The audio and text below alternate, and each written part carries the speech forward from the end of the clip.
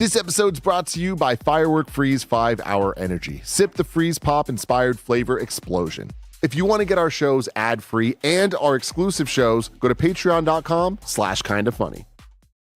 It is my favorite time of year, everybody. Welcome to Summer Game Fest season, kicking it all off with PlayStation State of Play. Of course, I'm your host, Tim Geddes. I'm joined today by Blessing Adeoye Jr. Good day, Tim. Snowbike Mike. What up, Tim? Greg Miller. Hi, Tim. And soon to be Andy Cortez, rounding out this table, a beautiful gentleman. Of course, we did our PlayStation predictions a couple days ago. What did we get right? What did we get wrong? What did we not expect that we're about to find out today? We will find out in just 10 minutes for over an hour of new PlayStation news. Ooh-wee. Hype level check. Where are we at, Bless? I'm excited.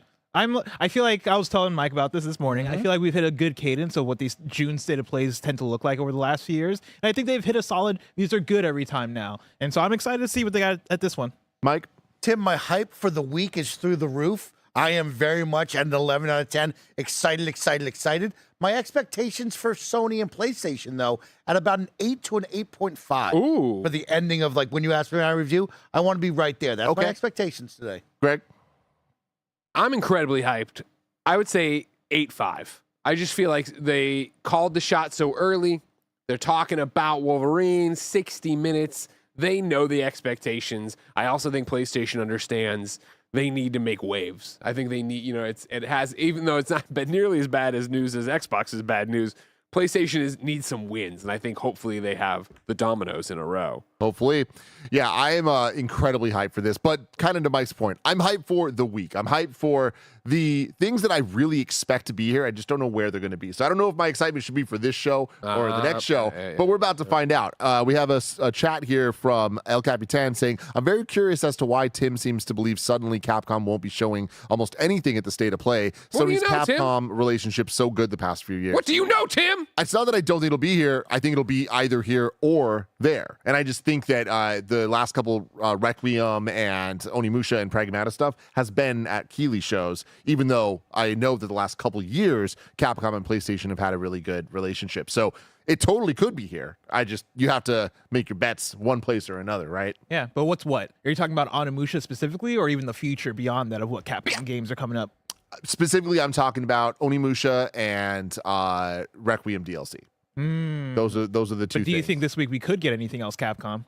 Yeah, definitely. I mean, a Resident Evil remake, they could announce that at some point, a Code Veronica or something. I can see a new game. Like, besides that, I wouldn't expect it. Would you? I mean, I would like it. I mean, there have been conversations around the Resident Evil remake, and so I think that's the most likely. But I guess that's also something that could appear at any point in the year, right? It could appear towards maybe the September time. I think usually we get a State of Play there.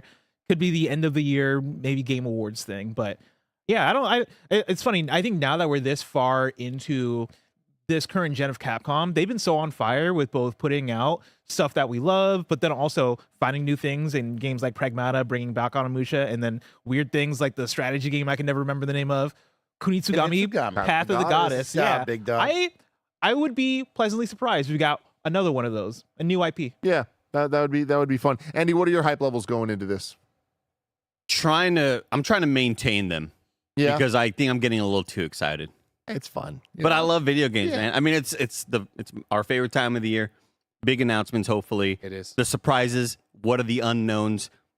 Even if the unknowns aren't of massive, megaton on the level of like something massive, first party, whatever. Even if it's an unknown from something small that looks awesome as hell, I'm super stoked for all of it. It's a big week. It is. It's the start of a big week. There's some exciting things, though, that I want to bring up in terms of like where our hype maybe should be. Maybe this, what I'm about to tell you, has nothing to do with how hype we should be. But we have a man on the street. We have a man on the inside. That man is Robbie Edwards Savage in the chat. His uncle works at who is at the Alamo Draft House. Oh! He is prepared to watch this. He's talking about the Savage Sticks. They haven't had a chance to order yet, but they do say they're setting up cameras to get reactions. This one might actually be the one. Whoa. Wow. Who knows what that means, but still. I didn't get to listen to Games Daily today. Did Oliver get his due credit justice? For the menu? Yeah. Yeah, I saw this. The menu originated in our subreddit. That is The hilarious. menu got put on the subreddit to show to Andy and then broke into real video game news that we So never funny. reported on, but left off that part. That's hilarious. But I just want to say, of course it was real. I knew it was real. And like I didn't have like super doubts, but I was like, what if? Well, and my theory was that they were fucking with Andy. They weren't fucking with Andy. They were showing Andy. Yeah.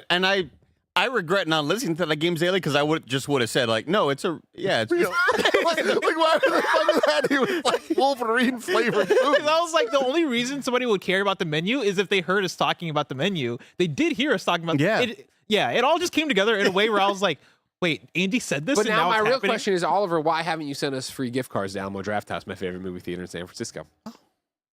Thank you. Mike, this one's for you. Oh, nice. Fuck you guys. David Gallagher.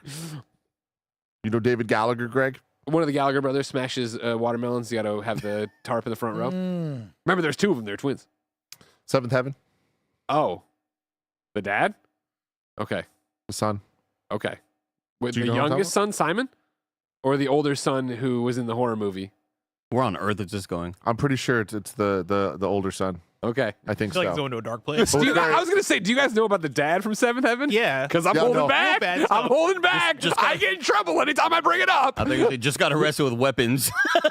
Hold on, give me 1 Yeah, second. it was more No, not him. Barrett, I'm going to send you send assets, something that I'd like. He you was to in, God, I almost have it. He was in a horror movie I reviewed.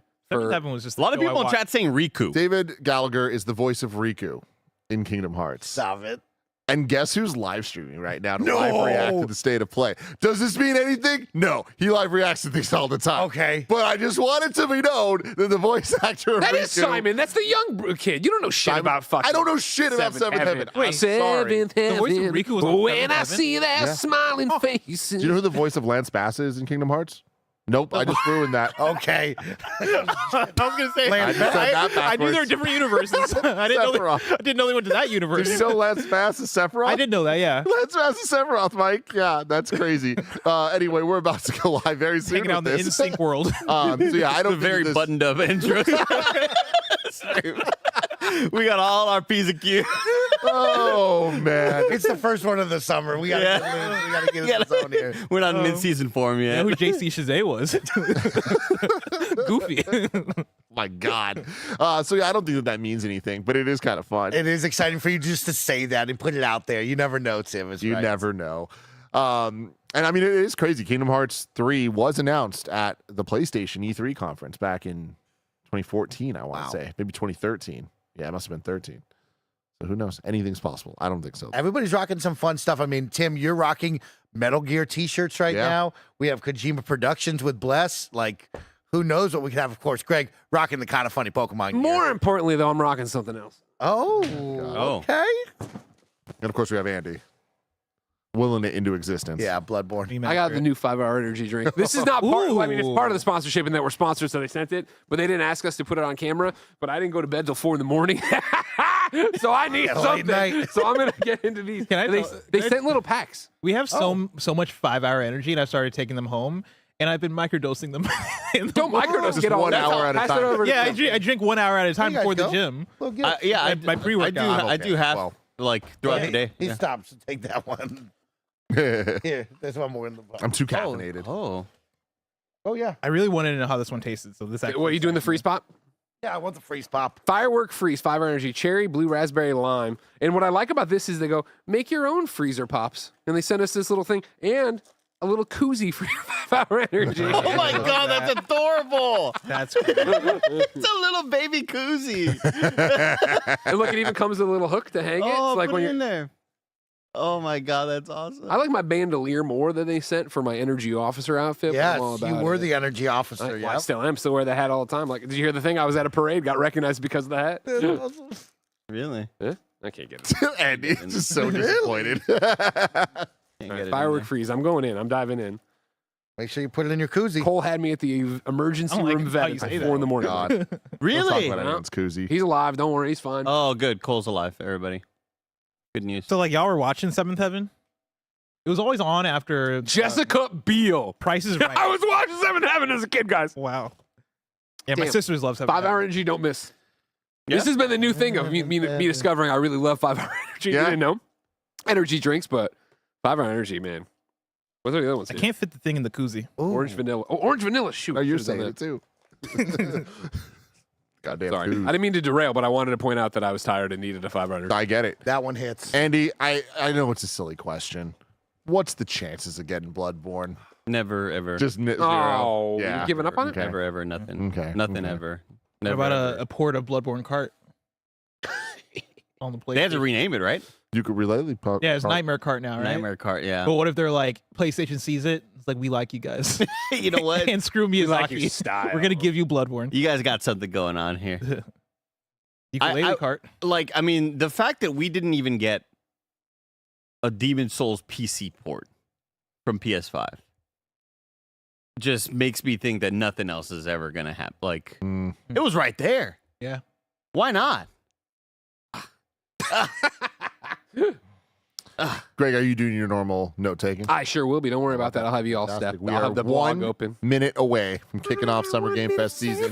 With State of Play, a whole bunch of games coming to PlayStation and other places, but they won't tell us that. Is that good or bad? To turn into kind of funny games daily to see Tim's opinions and Bless opinions. David Flores says, with a $5 super chat, Capcom, give me Dragon's Dogma DLC and my soul is yours. Oh. Your soul is yours. Do you hold out hope for that? I think it'd be cool. I'm not like clamoring for it necessarily, but I think you got so many games. I think it'd be awesome. Yeah. What do they start with? Wolverine. Wolverine. Get out the way. He's easy. Yeah. There. I think they'll start with some smaller announcement that's just a trailer. You know what I mean? Like some kind of announcement trailer. And then we get Wolverine, in the first third to half. Remember what Greg said. We're going to see the date of Wolverine, and then the claws are going to slash it and make it go a week prior. So 2 weeks, actually. Andy. 2 weeks prior. Please do your My bad. homework. My bad. It's like I make this content for no one to listen to. I love you, Andy. I'm sorry. I had a 5-hour energy. I'm excited. Foam Stars remastered. All right, lay off Foam Stars. That was a fun time. Right into it.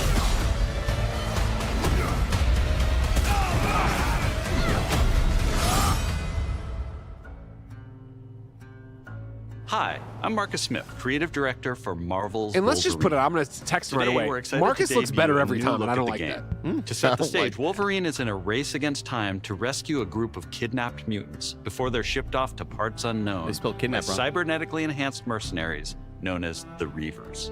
However, Wow, Logan. quickly discovers he isn't the only mutant attempting to save them. Let's take a look. And the mutants. Here we go. Bad, yeah. We set the over-under at 2.5 Yeah. or 3.5. Damn, look at the hairy. See if we can find the one that got away. Redhead. Might be our only lead. I think it's Gene. Mystique? Look at his hairy arms. Yeah. Nick's going to be so happy. Looks like she took Finally off into the representation for industrial hairy park. people. Listen, Immediately, doesn't this look fucking awesome? Come on. God, I want to be Wolverine.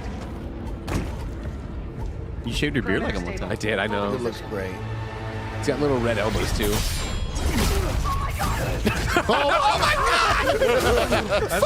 That's right. Oh my God. Very Looks blood. correct. Covered in reaction. blood immediately. Damn, that is kind of sick. Oh my. Oh, stealth Hell yeah. right there, yeah. Yeah. Now, everybody, remember these puddles. Let's see how they look in the final. Yeah. This is Insomniac, don't forget. Dude, the retracting of the claws is going to So feel cool. so good with the DualSense. Do another sweep. That guy didn't hear that lady scream. Oh my Jesus. Oh!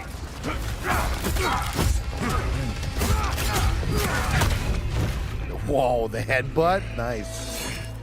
So cool.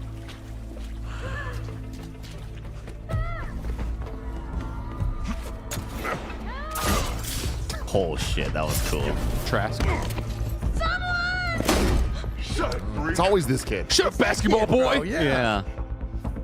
We're gonna put you in the salt. Ship's casting off. Not today, Bob. He said it. He said the thing, guys.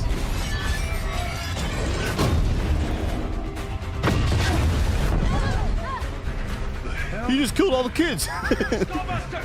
Up there!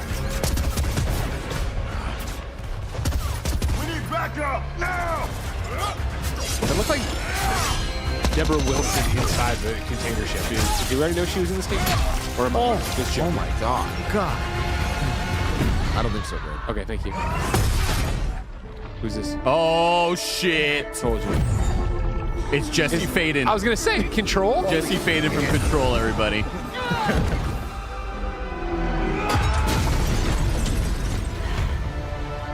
We have to go to the oldest house. There you are, Red. Crossover. Jean, is that you? Don't worry. You're not going anywhere. Everyone shoot!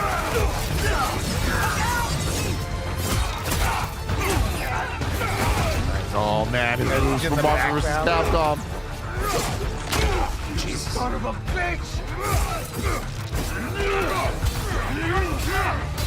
Ooh, look at all these perfect blocks. Hey, not there anymore. Damn. That was sick. So why is she dressed like that? What would you rather be in yellow and blue spandex? Green and yellow. Wolverine's filling in that berserk music. Oh, You my knew that. God. Oh, Wow. Yeah. oh, Hey, let's tone it down. God! Oh, now the meter's filled in. He's gonna hit L2 and R2 soon, everybody. How can it get more violent? Jesus! We've been there. He just starts eating them like, oh God, Logan, stop. Yes! Let's go!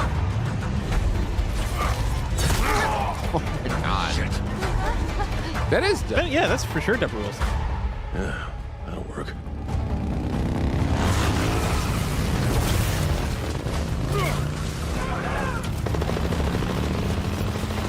People want a Days Gone sequel. Here you go. Holy shit. Yes. That was awesome.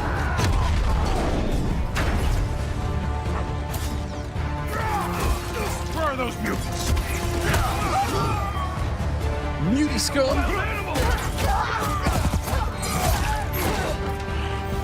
What are you waiting for? Shoot for it. I would just turn the gun on myself. Like, it would just be over. Listen, I'm sorry, I don't want to deal with it. Get out of my way!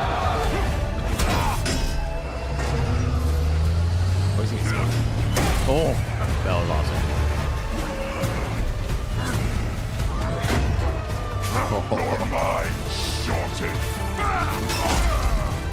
Cut the yellow things, Wolverine. You can't dodge the red attacks. The yellow ones are parryable, but Yeah, the hit circle. oh, Oh, that's cool. Threw his suit back. Damn, he looks like fucking Adam Smasher from Cyberpunk. Oh, yeah. Yeah, they all look very cyberpunk. Final Destination. Oh! Final Destination, you're right.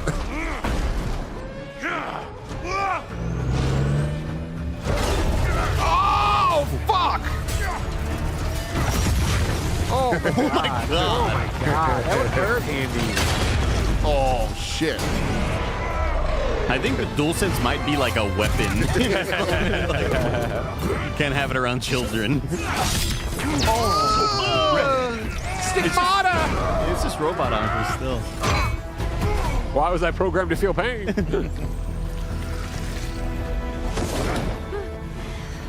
Let's get you guys out of here. Are you a superhero? Lock it. I'm Wolverine.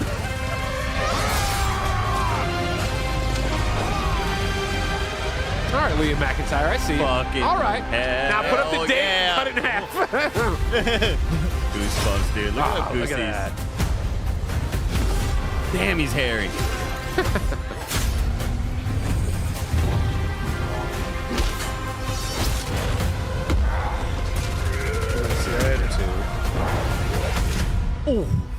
folks can't wait to die. Fucking Cut hell. the date. Cut the date. Cut the date. Come on. For no reason other That would have been. I wish they were hope you hearing and enjoyed they that just new like put look it at 2 weeks Marvel's later. This is a single-player, Push it to action 2017. adventure game featuring a focused, story-driven experience Ah. that will send Logan on a perilous journey Video games, across man. the globe, where more than innocent mutant lives are at stake. In this game, mutants live in hiding, fearful of those who would hunt them down, while most of the world doesn't even know they exist. As you saw, you'll encounter iconic Marvel characters like Jean Grey, Mystique, and Sabretooth. Some folks can't wait to die. We also showed you a glimpse of the brutal combat you'll experience in Marvel's Wolverine. It's fast, fluid, and visceral in the way that only Logan can deliver. Marvel's Wolverine is built to take full advantage of the PlayStation 5 consoles, and we cannot wait for you to get your hands on it when it launches September 15th, 2026. We're also happy to announce that you can pre-order your copy today at the end of the show in select markets. Check out PlayStation Blog for more information. On behalf of everyone at Insomniac Games, thank you. We'll see you next time. Damn Insomniac. How long was that? 10 minutes on the 10 dot. minutes in, yeah. Wow, we. A lot of show left now. Here we go. Hello Sid. and welcome to State of Play. I wanted to start by thanking Marcus and the whole team at Insomniac for that extended look at Marvel's Wolverine. We've got a ton more to share with news and updates from both PlayStation studios and third-party studios from around the globe. Let's get right to it with the latest from our friends at Arc System Works, XDev, and The Marvel rolling. Games. Here we go. Hey, shout out Dookie. Watching. Dookie! Somebody said their 71-year-old dad just celebrated his birthday and watching today. Shout out Dookie. Shout out Dookie. Prepare to face the supreme master of the pugilistic art, the Duke of Get Your Dukes Dookie. Up, Dookie? Mr. Champion! Actions are worth more than any word. And the greatest action is to fight. That's what it's like in Blessing's head. So many. You've defeated whole worlds, but you've never fought Doom. Let me show you why you should kneel. Think you're a genius, Doom? Your works are mere trinkets. My genius is endless. And now my turn. You made promises, Doom, and those promises shall be kept. This violence will solve nothing, Eric. My dearest Rolo, mutant kind shall rise, and I will be the one to lead the way. Sick. Showtime! You look a little angry. Fighting on the gliders. Still holding a grudge. Currency, huh? Time to stop laughing, Gobby. That all you got? Bump the way! What? Oh yeah. I'm gonna kill Spider-Man, not you! You want to fight? Carnage will give you one. Use that gun! Moment has come. Attack! No mercy. I'm pretty sure my parents thought Carnage was satanic back when I was like playing Maximum Carnage. He's mine! In many ways, he was. Yeah. Knights of Doom, destroy them! Feel my wrath! The end is near.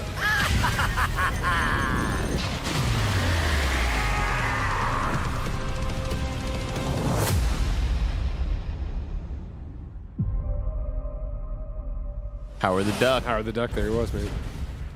One team left to assemble. What does that mean? They've been doing the reveals in teams. Okay, so that's this was right. like the villain one.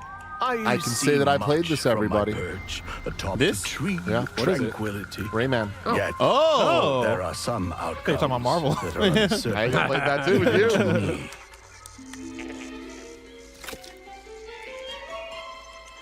Was it good? It was good. It's a remake of Rayman Legends, but in a 3D art style. Wow. Look at this. Added content as well. Will no doubt I be love the this stuff art of style. tales twice told throughout the glade of dreams. Come feed my ox! Calming biscuits? But Yes! Okay. Oh, whoa! It's not just a side scroll. The majority of it is the flying on the dragon 3D Star Fox looking things are like in between worlds they're adding to get to the next world. There will be some new added levels, like I think that one's new, that are going to be reminiscent of the old music side-scrolling levels. Heroes. Otherwise, it's pretty much the exact The same Blade of game. Dreams is in grave danger.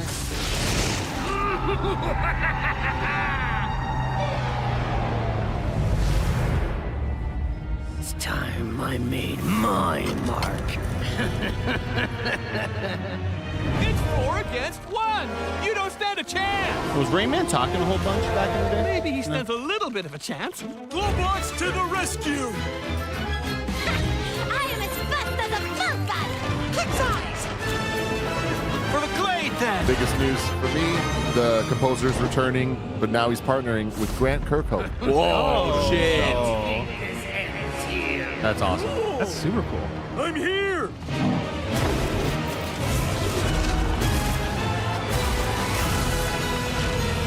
Are you ready for our game? Ray. Ray. Your brother Robert. Ray. Okay.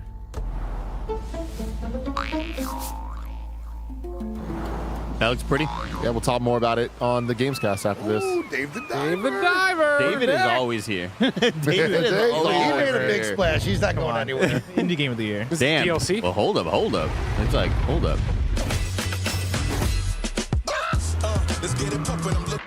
I mean, it's like full It's a new 3D. game. What is This this? isn't Dave the Diver. Yeah, this is Bancho The Chef. It's a chef game. A slow cooked prequel. Oh, I fuck with this. This is cool. So this is before he became like the infamous chef. About the making of a master. I thought you were like, this is before he became Dave the Diver. I'm like, this is not the same guy. I don't know if you can tell. This is a different man. He turned to a chubby white man. Hell yeah. Whoa, cool. Dude. Indie game of the year? Yeah, it's been pretty quiet for indie games this year.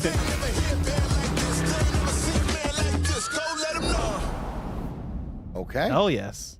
Wow, interesting. What the hell? I like they're just creating a the universe. You know, Bancho the Chef, Dave the Diver.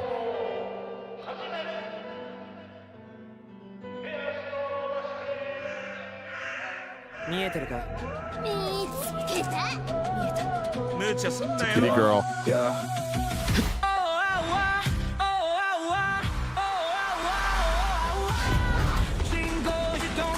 Hold on. Yeah, hold on. Hold on, everybody. Don't make it an extraction shooter. Yeah, multiplayer. Whoa. What happened to the game from the dev led by the it was the woman who worked on Haven Studios is Fair Games. No. It was she worked on Tokyo Ghostwire. Yeah, she worked on Ghostwire. Yeah. Remember She opened her own studio, yeah. And the thing that they showed off was super awesome looking. And I don't know if maybe this is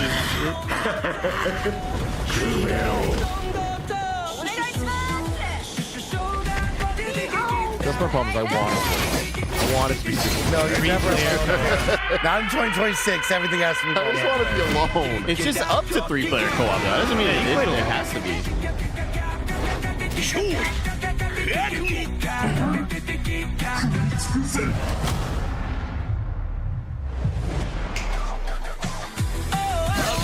I mean, the art style looks so much like Riot, like Arcane, you know? You know what's giving me? What's the Survivor the One game, Andy, that you love from Heart Machine that they made the second one, remember?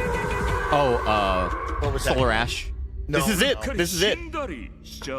Oh, yeah? This is it. That looks super sick. Hyper Light Breaker, is that what you're talking about? Yeah. No, I think it was That's Solar what, Ash. yeah, I'm getting vibes of that. お久しぶり Yeah, で no. す。安心の中村いくみです。Did you miss me?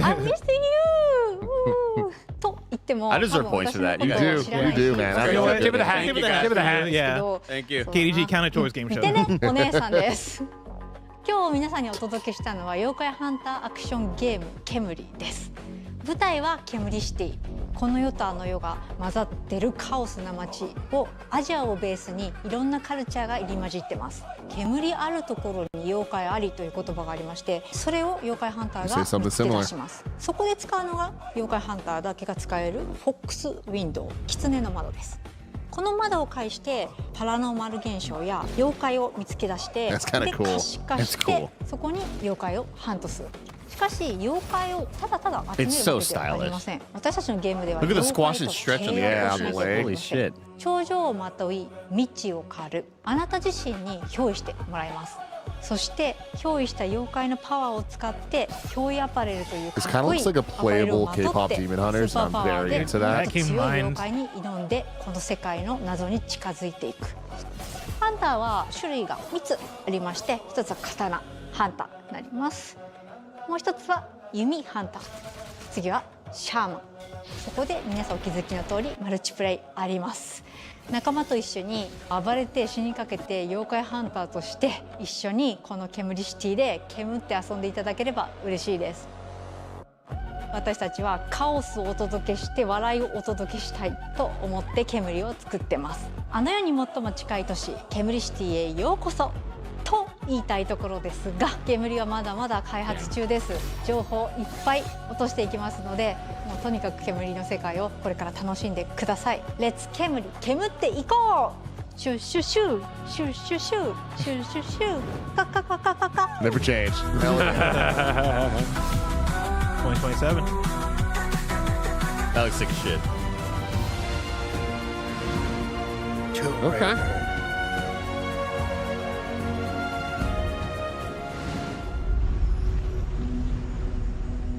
Been halfway across the continent looking for you.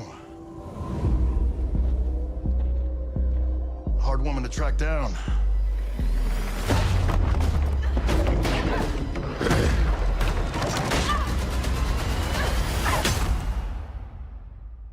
Well, you found me. Let's go. Ms. Croft, I hear when it comes to retrieval,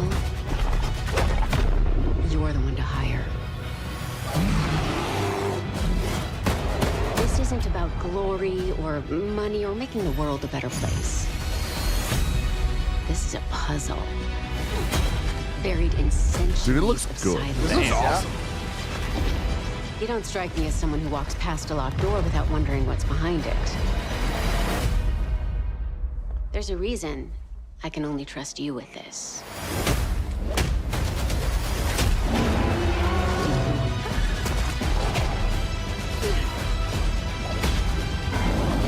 Oh, yeah. There's a level of fidelity there that reminds me of like even the first person moments in Indiana Jones where it's like everything has to look as good as possible because it's right in front of you. It's so good.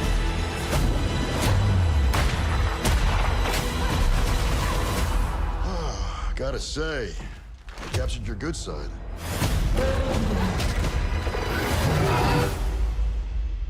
You're assuming I've got a bad side. Too many feathers on the dinos. You know what I mean?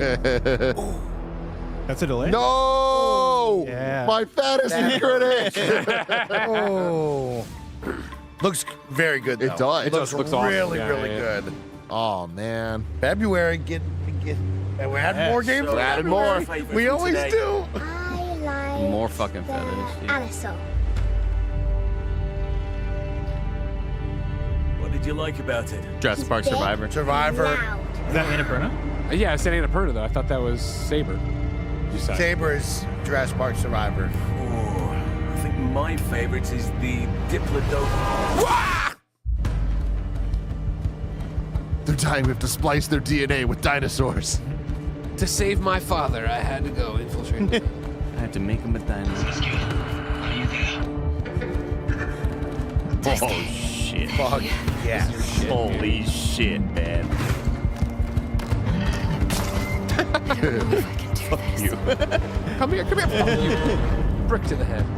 Oh my god. Andy loves dinosaurs. Dude, this is fucking awesome. Chad, if you didn't know, Andy loves dinosaurs. Scary as shit. Different game. There's always a choice. You're eating. Dinosaur fans. The Lost Wild. Good Cool, game. Okay, man. put that down. Cool. Yeah, because Spielberg would have been like, these aren't the dinos I made. No. Get these feathers out of here. Here we go. Here we go. Phantom Blade Zero, baby. What is it called? Demo now? Demo now.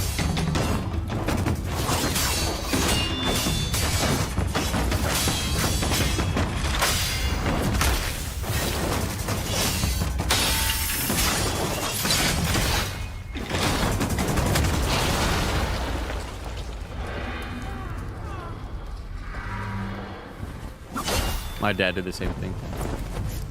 In an HEB parking lot.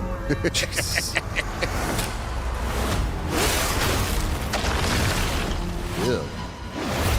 Oh. This game's gonna fucking rip so hard. Yeah. Like, it's unbelievable.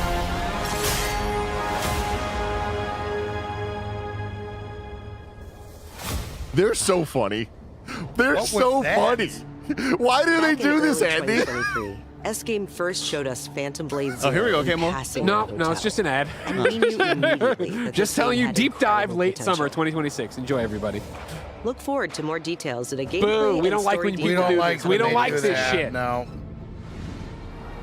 Next, let's head over to the sandworm Oh, infested where's sands Nick? of Arrakis in Dune Coming to console. Awakening.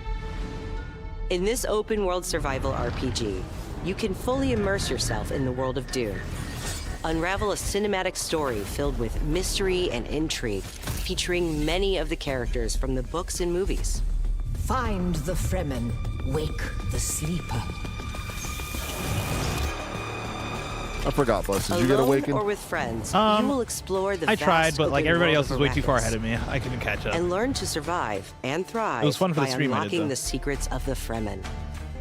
Yeah, this is a must play. Along the way, if you're into you'll survival discover crafting new games and you like technologies, Dune, you're caught craft up with gadgets and Dune 3 weaponry, coming soon. Like, and build you a should be base playing of this game. operations that will grow and expand as you progress towards power. I don't want and to talk shit, but fortune. that's a horrific looking base. Like, Pursue the path. let's get some Just better wow. aesthetics going on here. Could have used you in there. Jeez Trooper Louise. or Mentat, and master anything from mind control to brutal hand-to-hand combat. 150 hours, about 90 of them building a house. In Dune Awakening, you can choose to play with your friends or alone in a brand new I had a lot of single-player this mode content. arriving Yeah. with the PlayStation Yeah. release.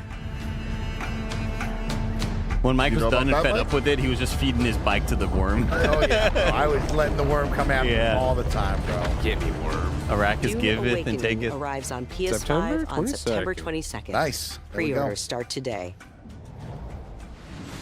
The fan favorite PS2 classic Dynasty Warriors 3 is getting remastered for PS5. Dynasty Warriors 3 Complete Edition Remastered is a modern revival Which of was the your Dynasty 2001 Warriors, game Mike? that I established don't remember, the Tim. It foundation of probably the was series. 2. 1 or 2. Players can become one of over 40 officers and experience intense Kevin A. Sex says that they 1 versus closed our 1,000 server? skirmishes Yeah. across Damn. vast battlefields. Crazy. And joining the battle is over, Zillion, bro. the That's protagonist from Dynasty Warriors Origins.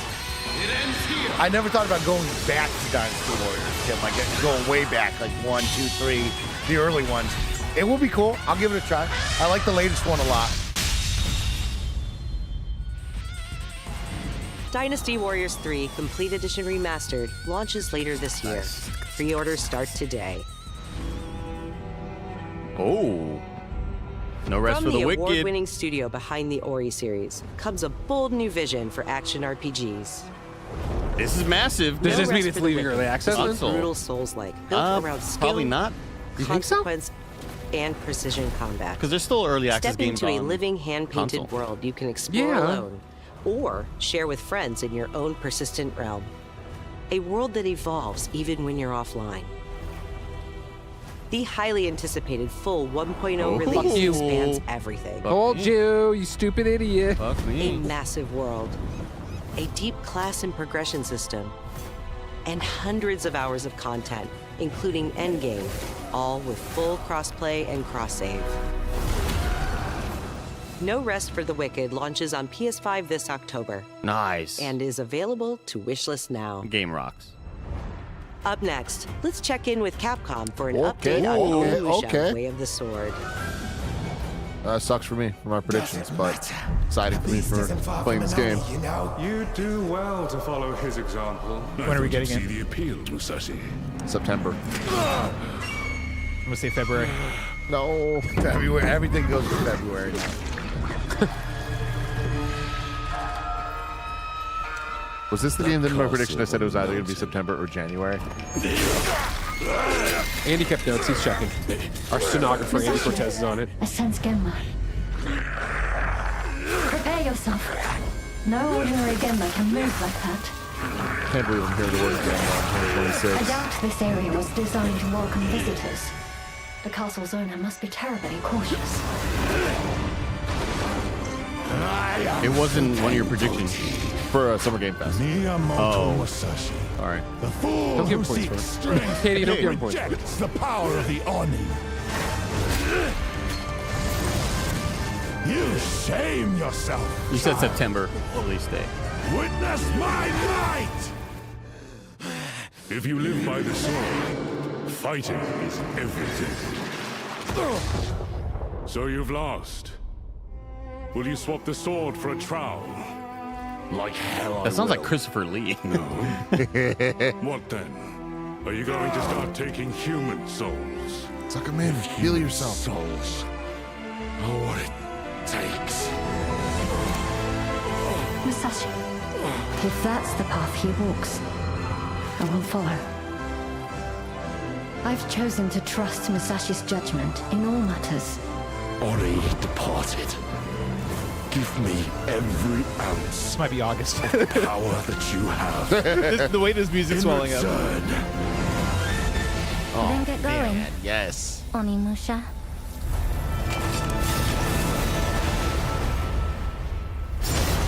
Ooh, 45. Damn. Good stuff.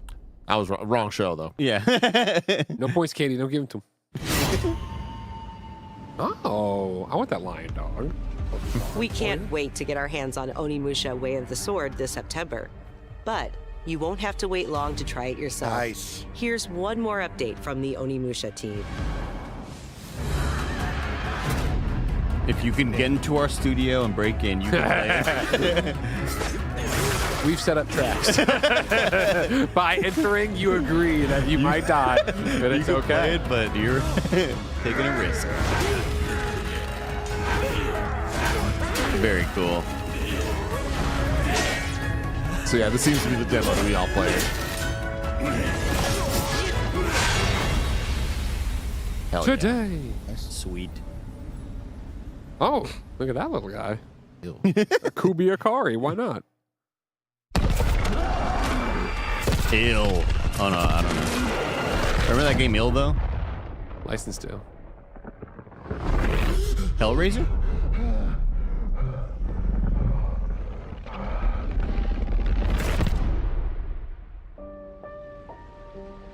Silent Hill Silent Downfall. Hill, that's right.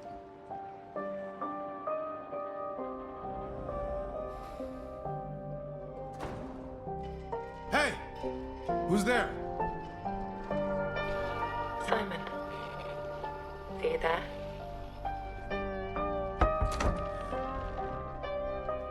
I thought like Please say warped something. piano's cool as hell. Where did you go, Simon?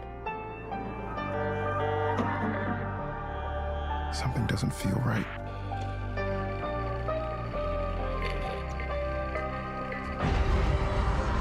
Real world analog devices are cool. Yeah.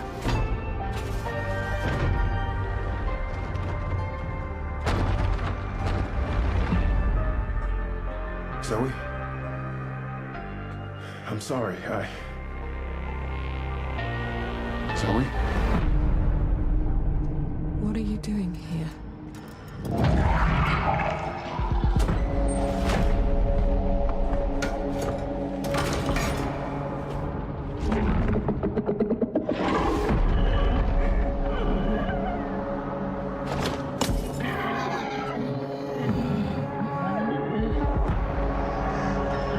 I was gonna say a naked man, but looks like he's got underwear on. Little breeze. They want to avoid that AO rating. They're like, no dinkles.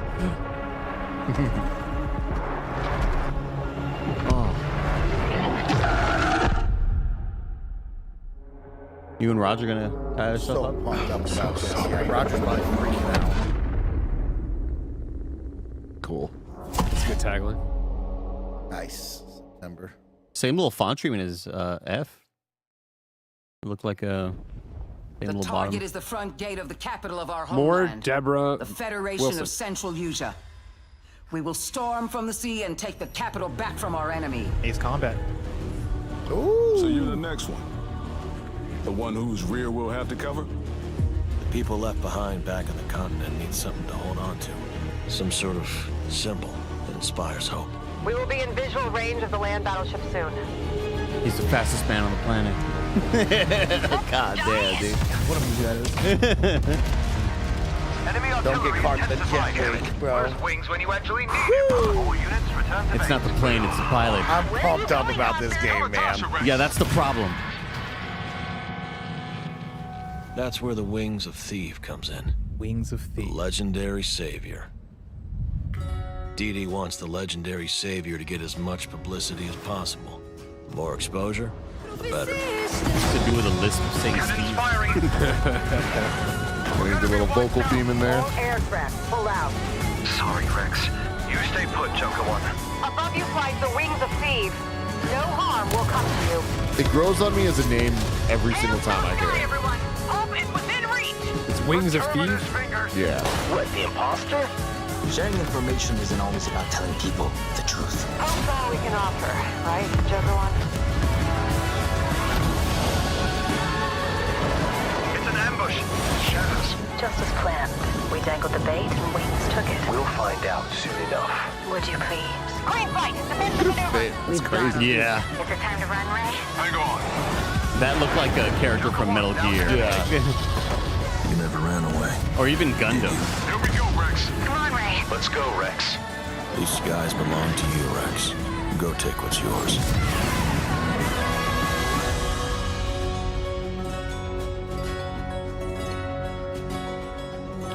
Fuck yeah.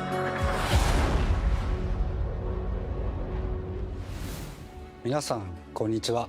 エースコマットシリーズブランドディレクターの河野です。お待たせいたしました。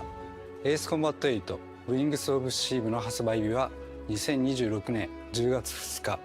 アーリーアクセスは9月29日になります。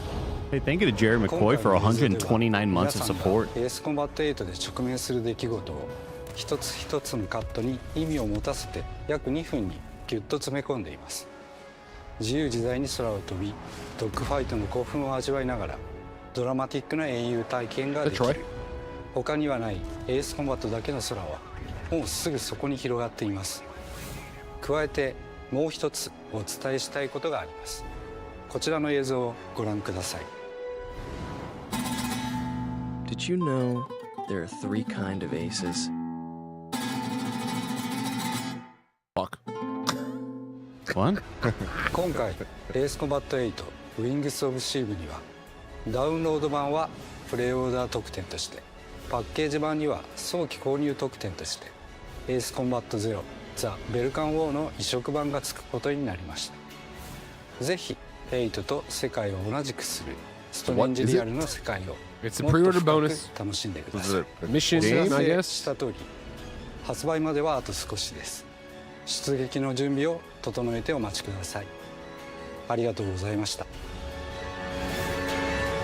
Game within a game, Tim. Game within a game. Is it an anime short? Like, what is it? He said it was a port, so I remake of imagine... Zelda game. Here, Fast and holy shit.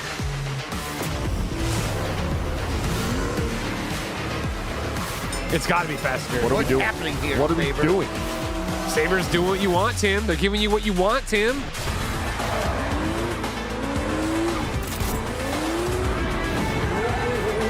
I want to hear his voice. Yeah, if he comes out of I want to hear his voice. I remember everything about my mind. Oh my God, Knight Rider. Knight Rider? What? Now put the Ecto 1 in. Now put the Ecto 1 in. Was that second one in Miami Vice? Yeah, it had So was to, this yeah. just a bunch of different? Yeah, just what's happening? That's what the Ecto wanted. Legendary cars. Mad Max. You're gonna see Nick's car that's been in the auto shop 19 times. Roger's Yaris. All right, I'll take the time. I'll take the DeLorean. I'll take the DeLorean. It's Smash Bros. But for cars. I love it.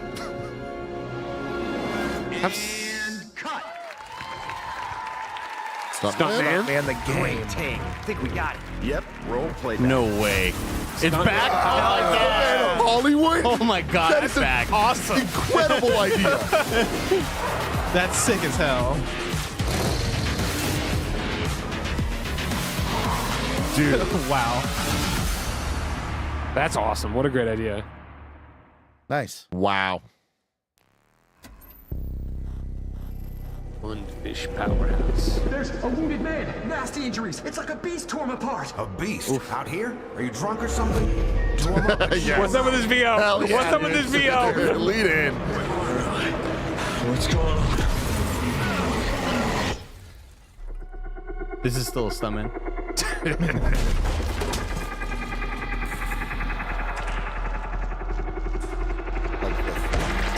Oh, fuck! Is this ill? I don't know if anything's ever. You said it twice. Fuck you. Oh, yeah!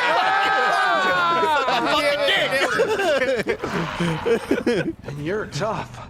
Surprisingly lively for someone who just came out of a coma. If you want to survive, you gotta hustle. This voice acting is something. The VO is terrible, but the game looks good. The game looks wildly crazy. From the moon.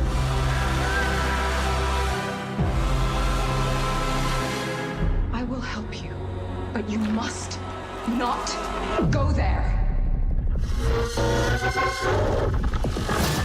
I'll take my chances. Turns out I'm a lucky man. Jesus! Oh, dude.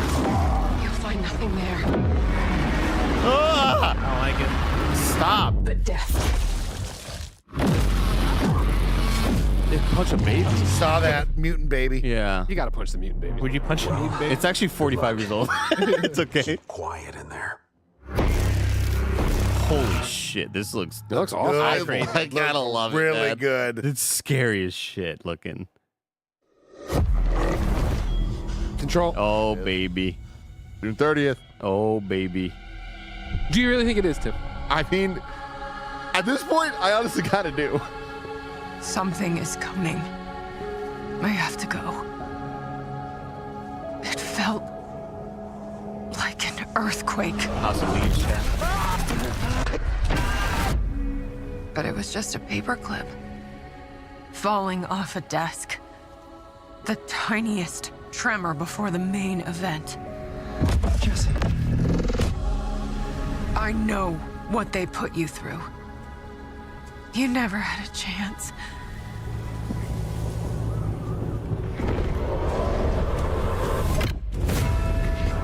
Remember when you put this guy in the thumbnail? 2 days before the lockdown fell, an uncategorized resonance appeared in Manhattan. As things stand right now, Dylan, you're our only shot at survival. Yes, it's in his face. Oh, God.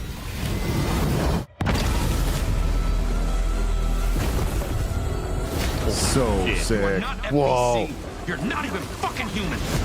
The FBC locked me in that cell for years and forgot about me.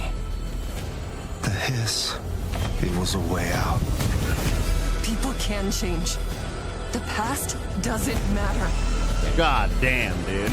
This is gonna be crazy.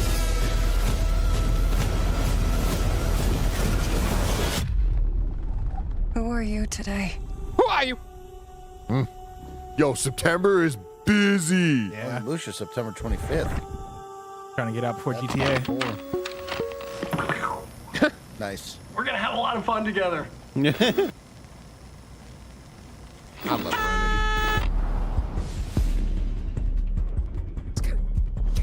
Silent Hill, September 24th. Onimusha 25th. Control 24. Woo. Marathon Season 2. And that's out today? Uh-huh.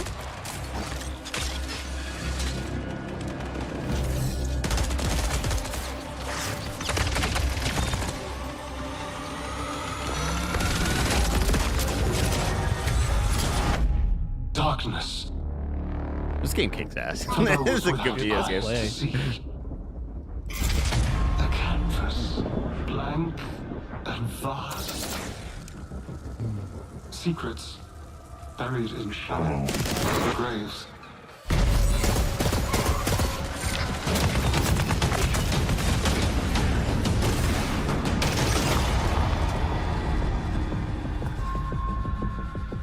I cried out in my sleep. A warning.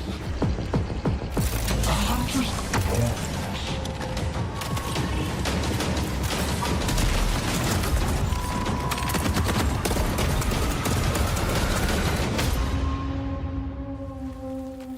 buried.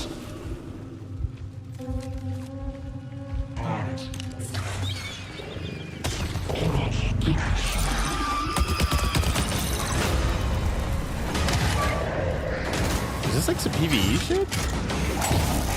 No, I mean, there's always PvE in it, right? Yeah, I guess those monsters are just like, what is Those that? are like new monsters for sure. Oh, okay. Yeah. Do you crave endless life?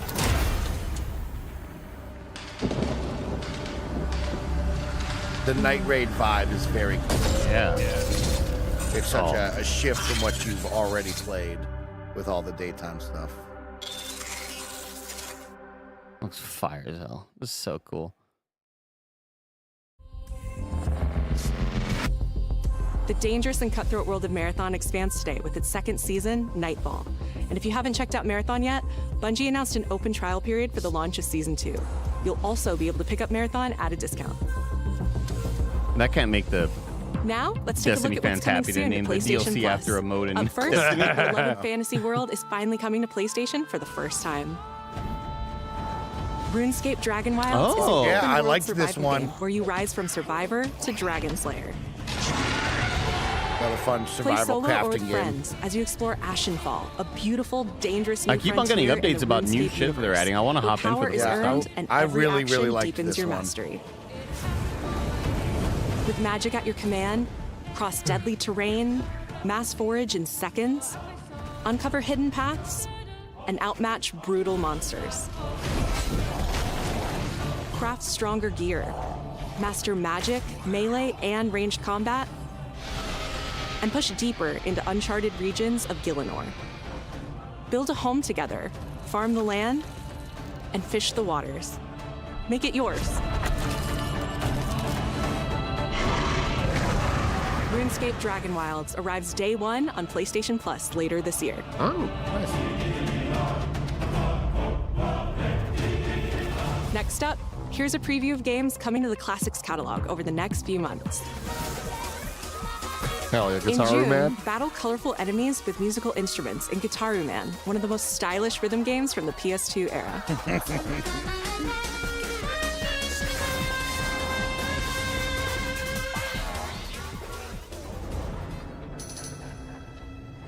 In July, PsyOps The Mindgate Conspiracy joins the Classics catalog.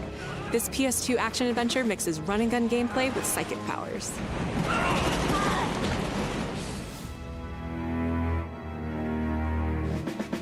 That was always the coolest game cover. Oh, yeah. Oh, yeah.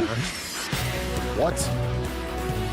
Justin And Bieber? finally, Onimusha Dawn of Hell Dreams, a Capcom classic from 2006, launches later this year in He August. did look like Justin Bieber. How long this one in the basket, though?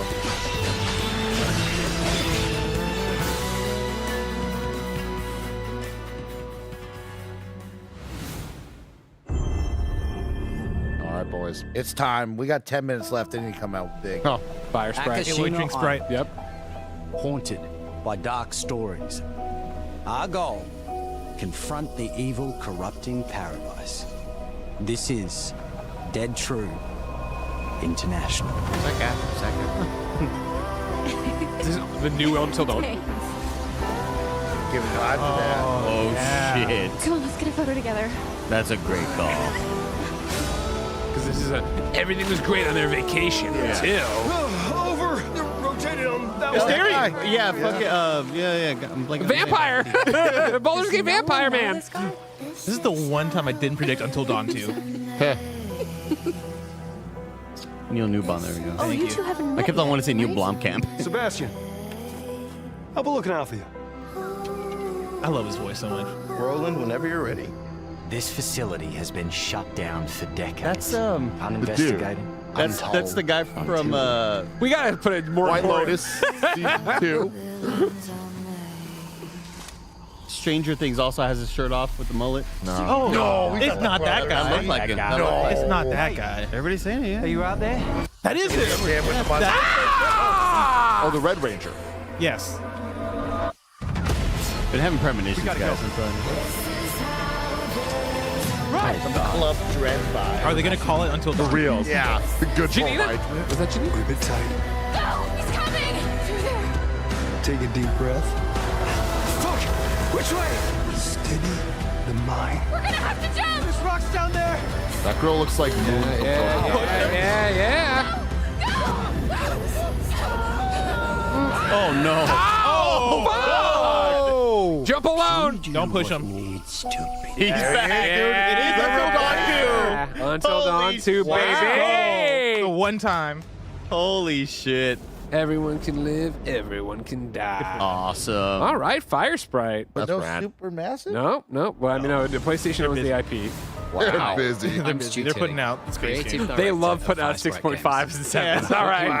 First look at our We got brand dark new pictures. installment of Until Dawn. In Until Dawn 2, a successful crew of ghost hunters who fake all their best content come face to face with real horrors for the very first time. Whenever you're ready. Having just signed a deal with a major TV network, they visit an abandoned tropical island. But beneath that beautiful surface hides dreadful, heartbreaking Show us the secrets, actors so we can know. centuries old and hungry for vengeance. We're looking forward to sharing more details about this very soon, ahead of release in 2027. Thank you. Hell yeah. I like the colors. Yeah. I'm excited to talk about that one in the Now, post we show. have one more game to show, and it is something special. This is a brand new title debuting with more than 20 minutes of uninterrupted gameplay. So turn up the volume, sit back, and enjoy.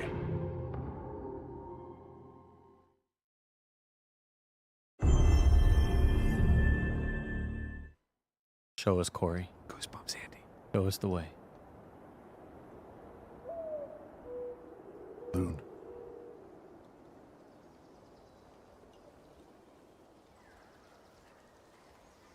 These motherfuckers.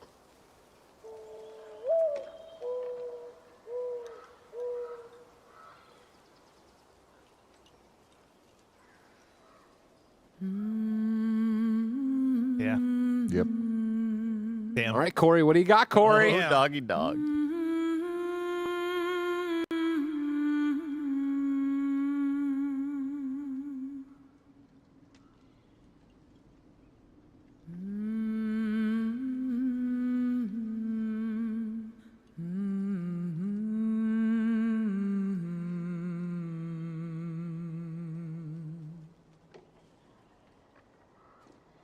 This is why it's 20 minutes. Find your way home. You are free.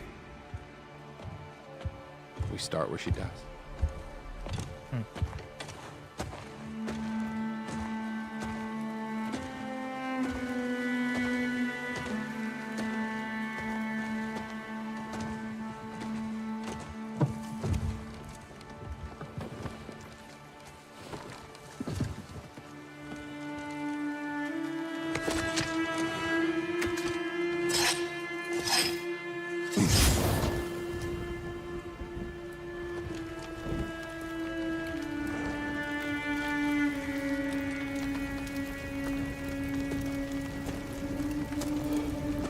It's so cool seeing 2018 them looking like this.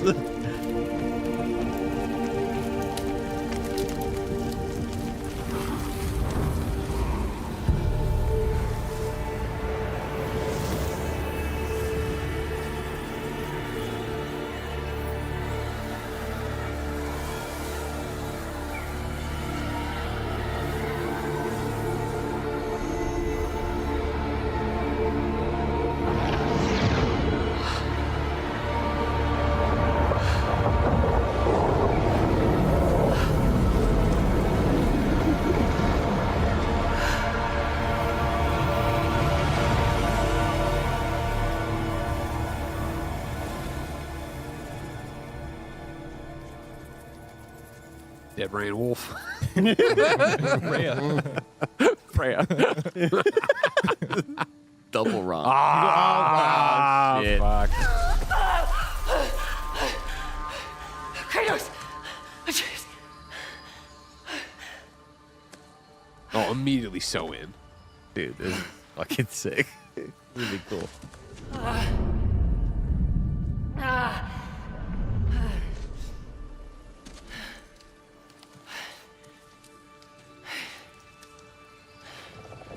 Where am I?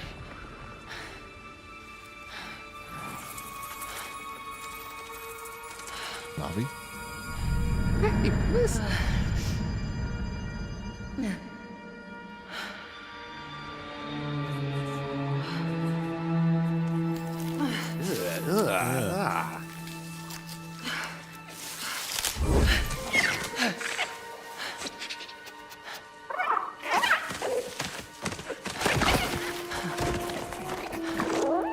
You know where I am? Imagine you die and you wake up and it's more bullshit. I would be so fucking pissed off. Hey, my trials and tribulations are over. JK, now you're here. You got fucking some shit in your hand. Fuck, kill me again. Send me to the heaven where I do nothing. Okay. Burned clothes. The pyre. It happened. They're starting on the path. It's just... I didn't get to say goodbye.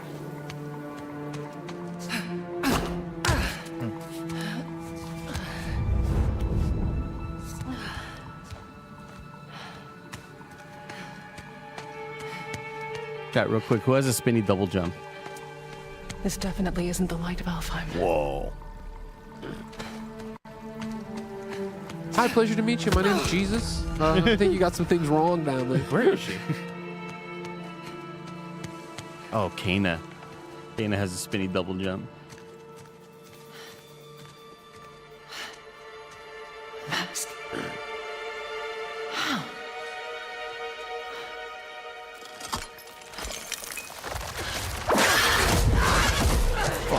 So pissed.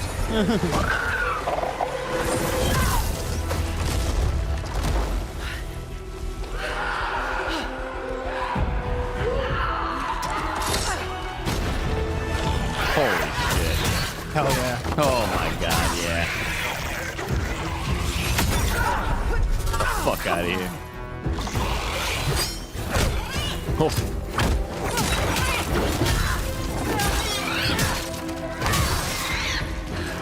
Shouldn't have been that difficult. I love seeing the floating corpse animation. It just feels so good.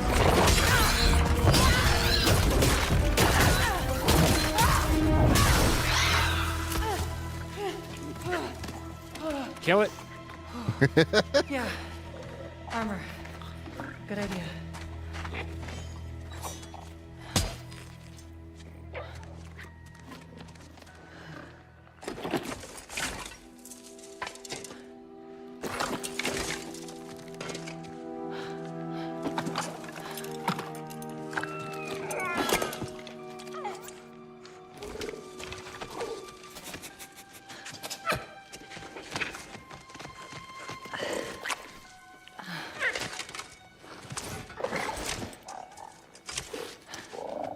It's not, but he kind of looks like the Chinese lion dancing lions. Yeah.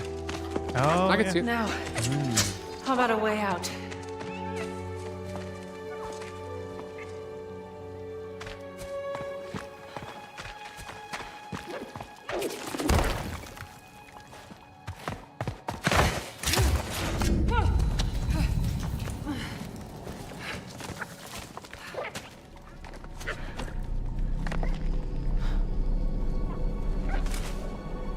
Guess I'll find my own way from here. Remember the cube, Andy? The fucking cube.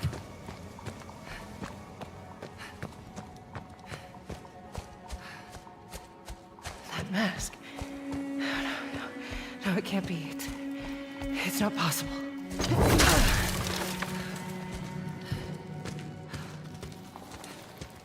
God damn. Fuck. Damn. Remember Light when- dancing on a body, man. Remember when God of War 2018 came out the same year as a Rockstar game?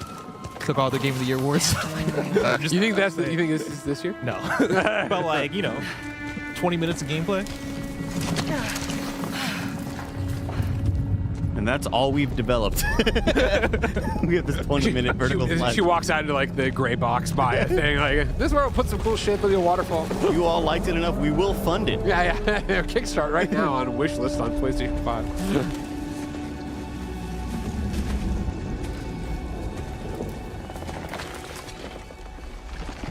God damn. I think this is China.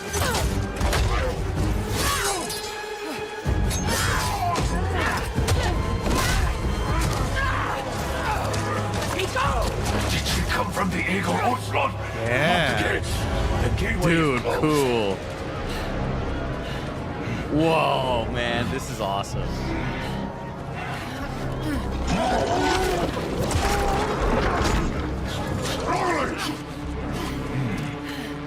You went to the wrong heaven, bitch.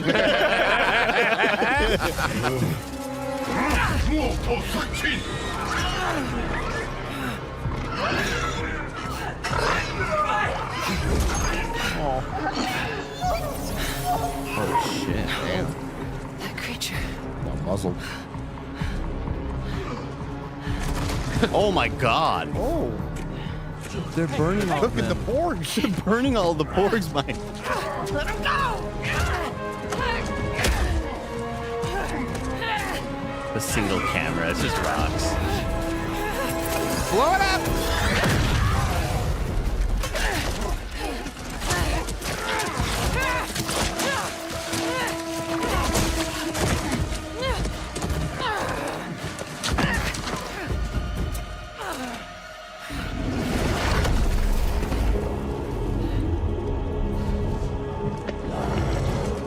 Whoa, dude. Jeez, that looks very cool. So good. This looks crazy.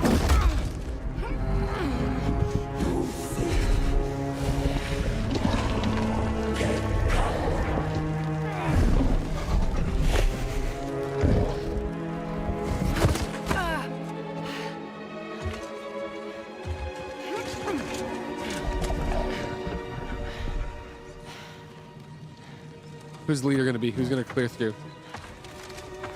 I think it's Simu. Dong-Chi himself.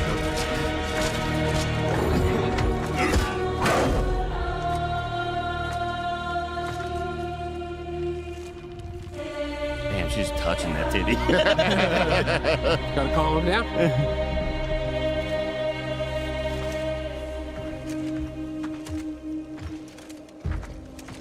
Was it Medusa? No, never mind. I thought those were snakes.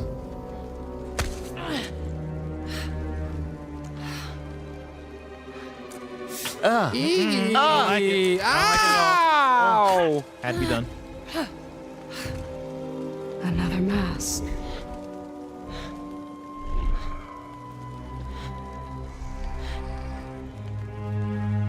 This is important to you. I wonder, do you think this could set you free?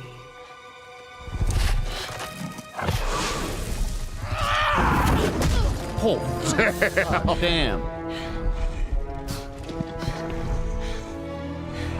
You touch me again, and I swear, I will kill you. Would you like to see how hard it is to die here, Godly? I can show you. Godling? Tim and Jeremy Allen White is Rod of the Hut. The gateway is closed. I'm not like my dad. There's no escape.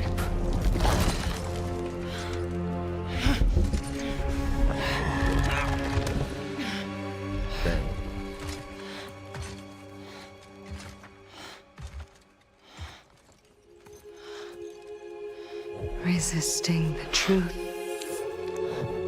will only make this more painful. Oh.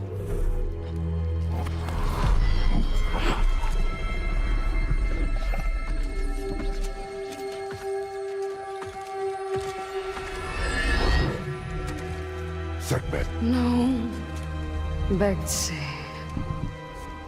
I will handle that problem. You deal with our new pet. Sekhmet is the Egyptian goddess of war. Bexty is the lord of war. Buddhism.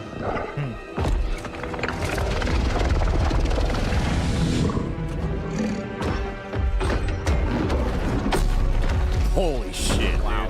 This is fucking sick.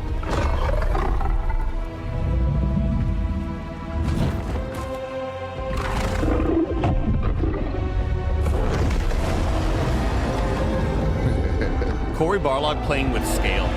Oh yeah. Santa Monica playing with scale is the coolest shit.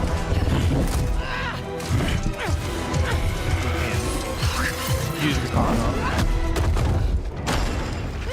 Holy fuck. Man, this looks crazy.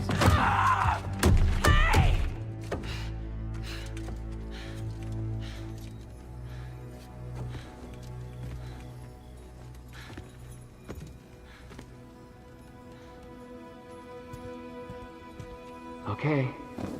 I think they're gone. Just be careful. Gelatinous Fresh air. cube. Oh, you're different. Cube. Talking. You know what? It doesn't matter. How do we get out of here? Yeah, we've tried. There's no way out. And you're a talking sword. I'm not the sword. I'm the ribbons, obviously. And my name is Rue. The cube is Frank. The way they spelled it. Awesome. I'm Faye. There has to be a way out of here. A way out, but you're not even all here. That's Jack Wade? Yeah, that's what people were saying in the chat. Of course I'm not here. I'm dead. You have to be dead to come through the gateway. It's like you're holding something back. God, he's so cool. This isn't working. He's gonna be photo moding so much in the game. Where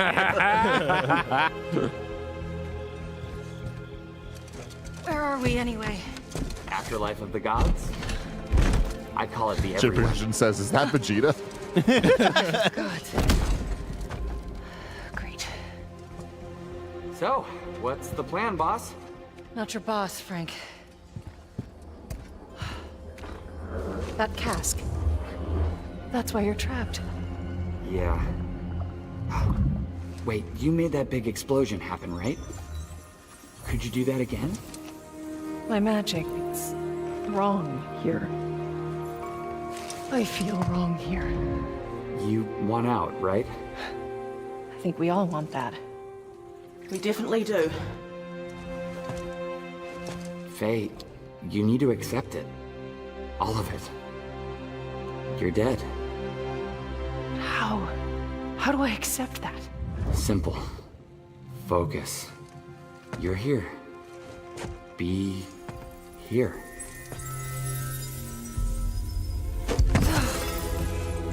But what if I need to be somewhere else? Then focus on what you do need.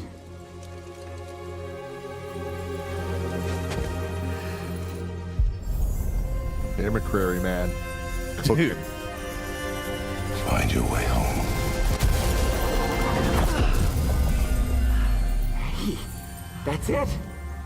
What were you thinking of? A promise.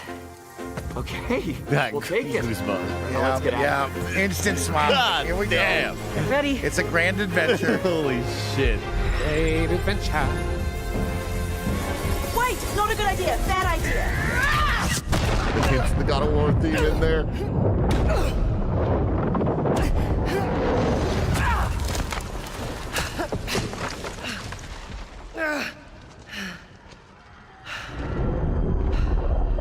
Kratos. Get up. I'm dead.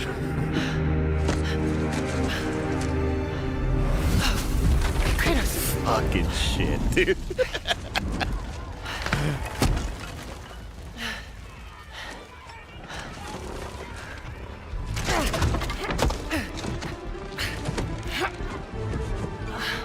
This is crazy. I won't be able to play this on PC.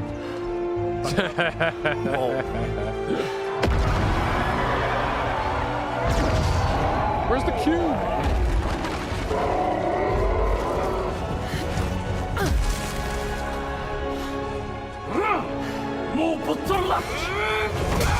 Yes. Rue? I think you should give her the sword. How do I know I can trust her? I'll give it back. I promise. Okay. Take it.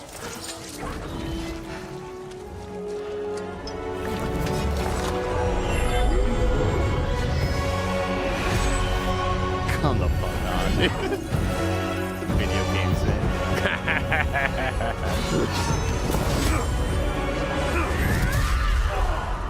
What? Fucking shit. Fuck? Doctor Strange. Holy shit. Oh my god damn. Like Bayonetta's hair. Wait! You need to get out of here! Not until I get you out. I don't need help! Here we go, coming up behind. So what's the deal with the cube? That's what Peter Molyneux's been It's got to asking be a from long time. another mythology. Yeah. Yeah. Maybe an alien mythology, you know? Gonna be stoked when she runs into Zeus. I wonder if it's like an Arthurian thing. I have no idea. I just think of like gelatinous cube in Dungeons and Dragons type things. Oh, that's sick. Counts them off the cube. For those air combos. It's a placeholder asset.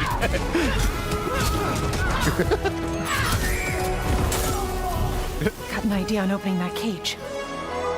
Hey, kids! Get ready!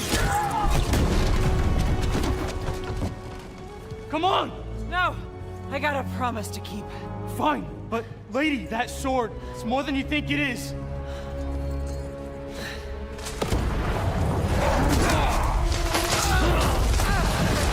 Oh, dude, that's sick. I made him a promise. I already told you! I will kill you. Don't make promises you can't keep, Gotham.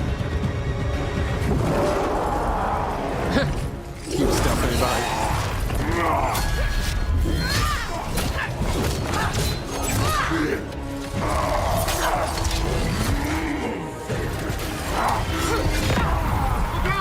Try again! Faye, focus! Prayer! I will wrench you sweat by sweat! You don't know what you wield. What is it? Come say it. Say it's King Arthur's fucking sword. Excalibur? Yeah. You're scared of this sword. Why? I fear nothing!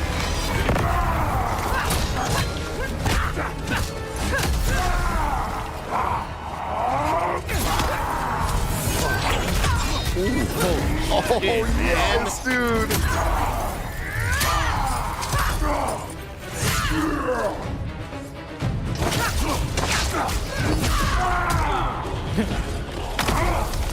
Oh, shit.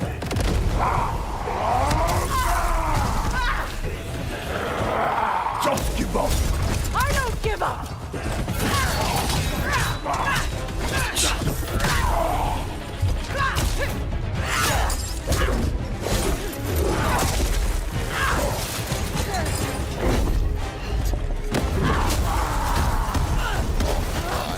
Let Cory Barlog make a superhero God game. damn. It's like the Baldur fight, man. Yeah.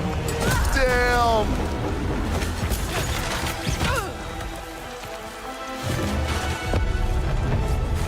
Holy shit, that is scary.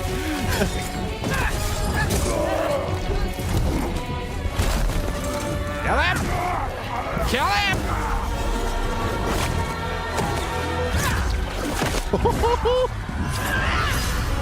Jesus, fuck.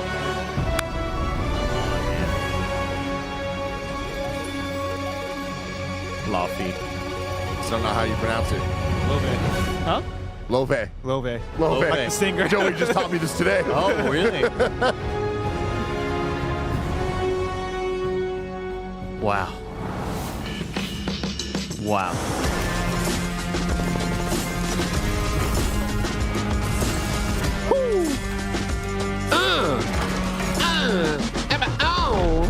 20 minutes of uninterrupted gameplay goes crazy. That goes fucking crazy. That for was- Sony Santa that was Monica crazy. game. That's just straight up a God of War.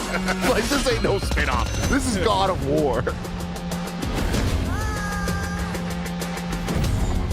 I lost myself there. Like, I forgot what I was doing. You're out of body. Oh, man, I can't wait to talk about this with y'all. Remember, of course, get your reviews in right now. YouTube SuperChats, youtube.com/kindoffunnygames to be part of our post-show Gamescast breakdown. We want to know what you thought, what your favorite games were, what you would give it on the patented Kinda Funny review scale.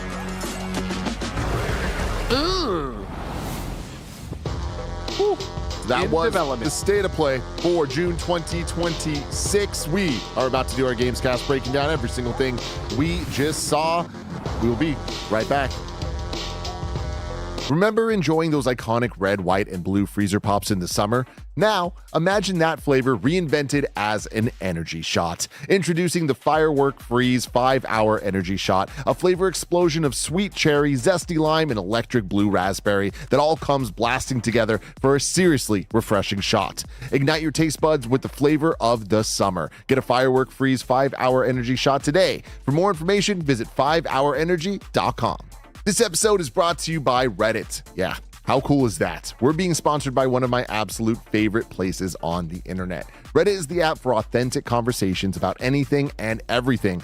I would be embarrassed about the amount of time that I spend on Reddit every single day if I was only going there for one thing. But over the years, I've learned there's a subreddit for every single interest, question, or community I could possibly be looking for. So I feel like my time there is justified. Every day I check out r/gaming leaks and rumors for the latest in video game news, r/TV too high to make fun of people who mount their TVs too high, and countless other subreddits to make me laugh, learn, or even just feel like I'm part of a community.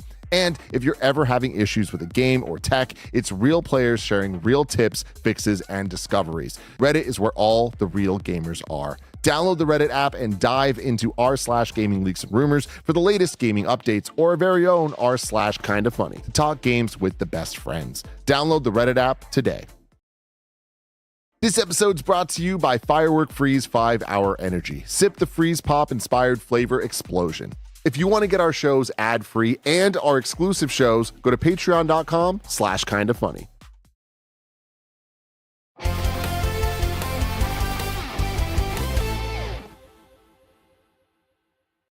What's up, everybody? Welcome back to the Kinda Funny Gamescast for Tuesday, June 2nd, 2026. Of course, I'm your host, Tim Geddes. I'm joined today by Blessing, Adeoye Jr. Good day, Tim. Snowbike Mike. What up, Big Tim? Greg Miller. Hello. And soon to join the cast as well, Andy Cortez. Deja vu, everybody. If you're watching live, you can be part of the show by super chatting on youtube.com/kindafunnygames. Please let us know what your favorite thing from the PlayStation State of Play was, what score you would give it on the Kinda Funny scale from 1 to 10. Remember, we couldn't do this without our producers on patreon.com/kinda funny. So thank you to Carl Jacobs, Omega Buster, Delaney the Psalm Twining, and Lax Nomad.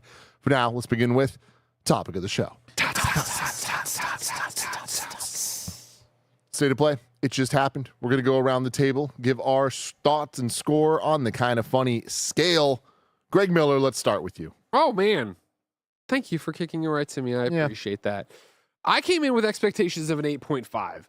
I think we hit that at least. I'm scrolling back right now. I never want to get too lost in 20 minutes of straight gameplay from God of War. And then, of course, kicking off with Wolverine was great.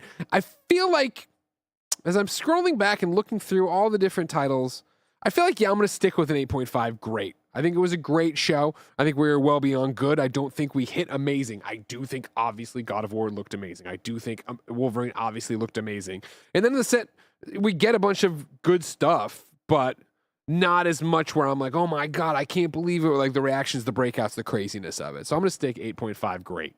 I'm going to jump off you because I'm similar where I'm like, all right, it's at least an 8.5, but I think I'm going to settle on a 9 because I look back, no fat here, right?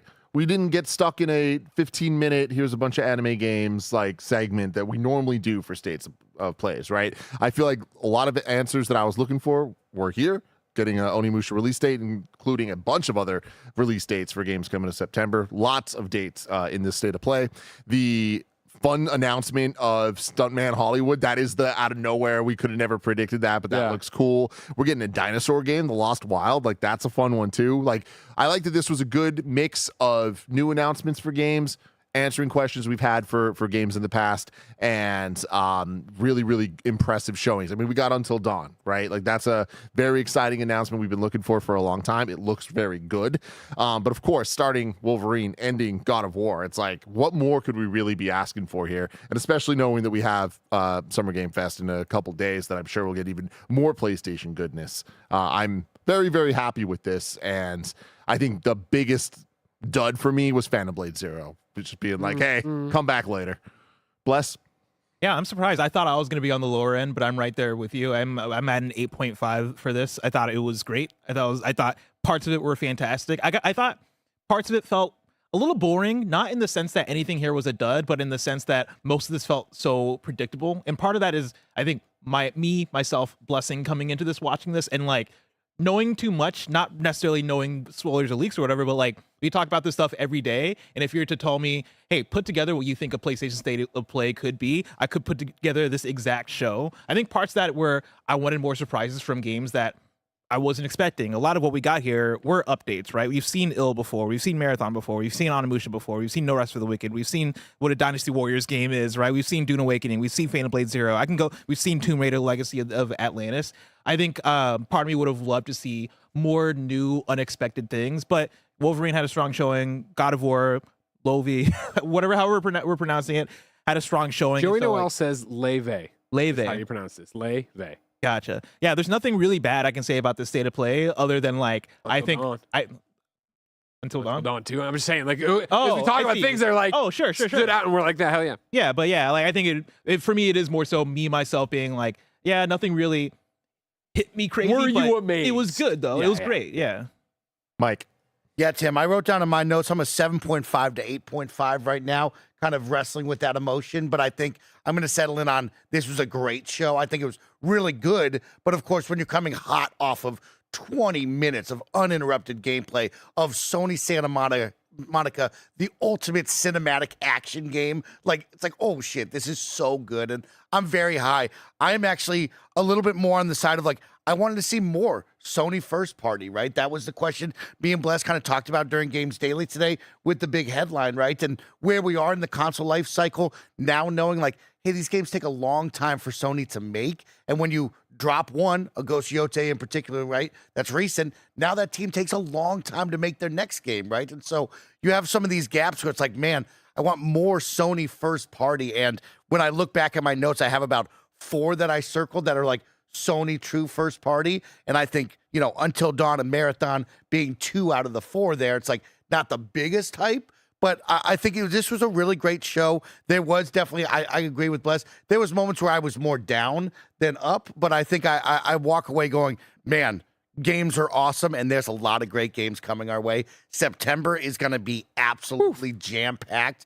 There might need to be some movement because just from what we saw today, there's already 4 September dates, 15th, 24th, 25th, and 29th. On top of that, we'll have Xbox and Summer Game Fest. September is going to be wild before GTA. Oh, yeah. Andy. I'm going 10, but if that's too high, I'll go 5. I like that. Okay. I like cool. that. I just want to make chat happy. I just want Oh, I just want to make everybody happy with me. I'd be around, I'm gonna at an 8 with this. I think it's like when it ends, if they said, hey, we got something cool to show off, and it's Wolverine, and then it's God of War. I mean, like 20 minutes of some of the coolest shit I've seen this year. It's hard not to feel super stoked about that. I do think that, there were some, but I agree with Mike when we talk about getting people prepped for Alamo draft houses and things like that. I'm like, there's going to be one more big one. I thought Corey's thing kind of felt like it was likely going to be here. I say Corey's thing, but all of Sony Santa Monica. Yeah.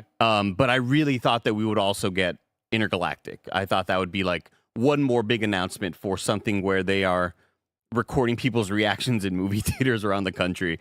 But I mean, there's still so many strong ass showings around, like Secret Delights and surprises we didn't know about. Stuntman Hollywood is like kind of fucking buck wild that they're bringing that back. Yeah. They keep on showing off Control Resonant, and it still showed off amazingly, and it looked crazy. There was still a lot of awesome moments with that date. One that we thought was going to be June, which is kind of fascinating. Ill looks gross as shit and awesome and scary as hell. And I thought there were like some great ass announcements in between the showcase with dates that we were waiting for. Phantom Blade Zero, big disappointment. Really hoping for, something more concrete than just we're going to show this off later. But this is a freaking blast. No Rest for the Wicked getting the 1.0 announcement is pretty freaking massive. Dune. Yeah, this is awesome. Lost Wild, Dinos, Kemuri, another awesome showing. Finally seeing that, what the gameplay is. Yeah, this showcase rocked. I really enjoyed this. Andy, do you have our predictions pulled up? I do. What points need to be distributed? Let's see here. Do you want to... Andy Cortez says Phantom Blade Zero trailer and a demo. Wrong on the demo. Unfortunately. What, are you going to give yourself half point or are you going to give No. I'll give myself 5 points. Oh, wow. The Phantom Blade Zero's here? Yeah, I got a trailer. What he said? What? That's nothing. Was that not a trailer? I don't like it. That's half a point. That's half a point. That's half a point. That there's a trailer. You said it's there. It could have been at SGF. There's no news or anything. It could have been at SGF. You didn't say trailer. Do you want to be spicy like Tim, or do you want to just play to win? You play to win. Andy's a winner, just like his Spurs. I had some crazy spicy ones where I said Kumail would be shown. Like, give me the non-spicy one. You know what I mean? I'll give myself 5 points for that one. That's insane. Greg Miller said Corey's Faye game is revealed and Deborah and Wolf appears. I feel like it's half points. Yeah. No, I got that name wrong. I'm thinking of Dick Wolf. I got Dick Wolf on the brain. All right, I love SVU. Unfortunately, no Monster Hunter Wilds DLC for why are you skipping all yours? Because I see one up there. Looks like somebody owes me a pizza. Order me a pizza right now, Andy. I told Greg that, I said Intergalactic would be here, and Greg said pizza bet. It won't be. So I owe Greg a pizza. Wow. You want to do it right now? Pizza bet settled. What are you thinking? We're going to go home by the time it gets here. Yeah, probably. Yeah. End of the work day. Hungry. Greg said Wolverine cool trailer, and it shows a date, and then his claws cut the date, and it changes to September 1st. So we're going to give him points for that because Wolverine was here? Yeah, I get 2 out of 3.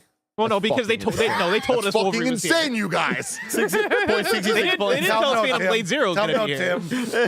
Tim doesn't get to decide. Andy wrote it down. Andy gets to decide. Wrote it down. Give me the 2 out of 3. Mike says Final Fantasy 7-3 will be, or whatever, the third version, and it's a well, it won't be there, so it obviously wasn't there. Silent Hill 1 remake from Mike, not here. Gran Turismo also not here. The first party's not really showing up for Mike, unfortunately. No. Yeah. Like I said, we'll talk about it. Blessing says Media Molecule will be there Man. with their survival crafting game. Not there. Infamous Trilogy remaster. Fucking Jordan Middler. Damn it, Jordan Middler. And 4 Loop is out in the next 2 weeks. Damn. And Break-In is free to play. And Marvel Tokon Fighting Souls Aloy debut. I feel like that's a 6th level point. Marvel Tokon Fighting Souls is here. Tim Getty says Team Asobi will be there. It'll be an Astrobot follow-up. Kana, Scars of Cosmora, September 2026. Or January 2027. That's the one that I said was September or January. Okay. And then a note below says Tim is a coward and won't take Greg's pizza bet. No. And then Blue 12 Studio announces Stray 2. Damn. Felt really good about that one. Washed. He's washed. Looks like I won, so. But are we doing the win per thing, or are we accumulating the points over the whole week? Because we got more predictions. No, it's just for this one. He just won. I won. Yeah. What does He he won win? PlayStation today, okay? He won the pizza. He won the day. Before we get into everything kind of thing by thing, do we have any discussions we want to have? I feel like this is gonna be a God of War thing once we get there, but I think 20 minutes of gameplay for that game, fantastic idea. I was not bored once. They could have kept going for an hour. Yeah. I would have sat here and watched the whole thing. I was watching a friend play a video game, like a Let's Play. I'm just like, let's see where this goes. Yeah. It ended right where I wanted it to. There is a moment where it's like, okay, a little too much. Like, let's not go that far. It ended I didn't right want to where see the boss wanted fight it toward the end. Yeah. I was like, cut it right before the boss fight. Right? I wanted to see a little bit of the boss fight. So it was, but I do love the idea of here's the starting screen and we're just going. And to have the confidence in your game, we already know Sony Santa Monica, so well known. All these first party titles of so well known for how awesome and cinematic they can be, to be like, hey, we're going to show you from the start screen and onwards. Like, okay, let's go. That was awesome. One of the things me and you were talking about, Mike, on KFGD was about the 5 years of decline in PlayStation first-party sales, right? And I think part of what our conversation was, maybe why we were like expecting more first-party stuff, is that like I think there's a desire for more, right? I want to know what's on the horizon. I want to know these things, and being able to show off God of War Laufey for 20 minutes is such a confident, like, no, we want to sell you this game. I know God of War is God of War, and so it kind of it's on that pedestal where you can do that. I want to see them put more of their first party things on that pedestal. When I see that, Bless, I go, oh wow, this is clearly taking 5 to 7 years to make this game. Like the quality shows, right? The dream now is like a PlayStation fan who wants these games. The consumer side is like, I need one of these a year. PlayStation, like that is the goal here. And so I was expecting maybe a 2027 date for this, since it's the one being shown, but like every year PlayStation needs one of these. First PS5 exclusive God of War, right? That's an interesting one there too in terms of selling the PS5s, because Ragnarok was also on PS4. You don't think this will be a PS6 launch game? Well, it won't be on PS4 is what I'm saying. I see. Will it be on PS6? Probably, depending on if the PS6 happens that early, which they didn't give us a year or anything, right? Greg, what are you watching? They have an interview up about God of War Laufey. That's how Sony Santa Monica is pronouncing this. We have two people from Sony Santa Monica saying Laufey. God damn it. Lafayette. Laufey. Let's just shout out Deborah Ann Wolf. Let's stick on God of War. Let's just start here. They ended the show with it, but I feel like that's what we want to talk about. Andy, what do you got to say? I thought it was exactly what I wanted it to be, and I didn't really know what I wanted it to be until they showed it to me. I said, damn, that is pretty damn tasty. I was in the mood for that. And it just, I don't know, it just felt good to kind of be back seeing combat in that way. You know, I haven't played Ragnarok since it came out, so I just hadn't experienced or seen a whole lot of that yet. And I thought visually it looked stunning as hell. Seeing the one camera movement, just like, fuck yeah, we're back, baby. And I loved seeing the way that the combat evolved later on, because at first she's jumping up with the sword, and it's pretty basic stuff that you would expect. Nothing that's going to, blow your mind or anything. You just see her doing some air juggling and, classic character action type style. And then once she gets this special sword and seeing the different moves that she's able to pull off, and it just makes me think of whenever you see late game pro-ass gameplay of God of War Ragnarok, and you see people pulling off the craziest shit with such a deep bag of moves and such an awesome kit. I thought it looked fun as hell, and I really can't wait to get my hands on it. It feels a little bit like God of War meets Spider-Man a little bit to me when she kicks him up in the air and does the air juggling type stuff.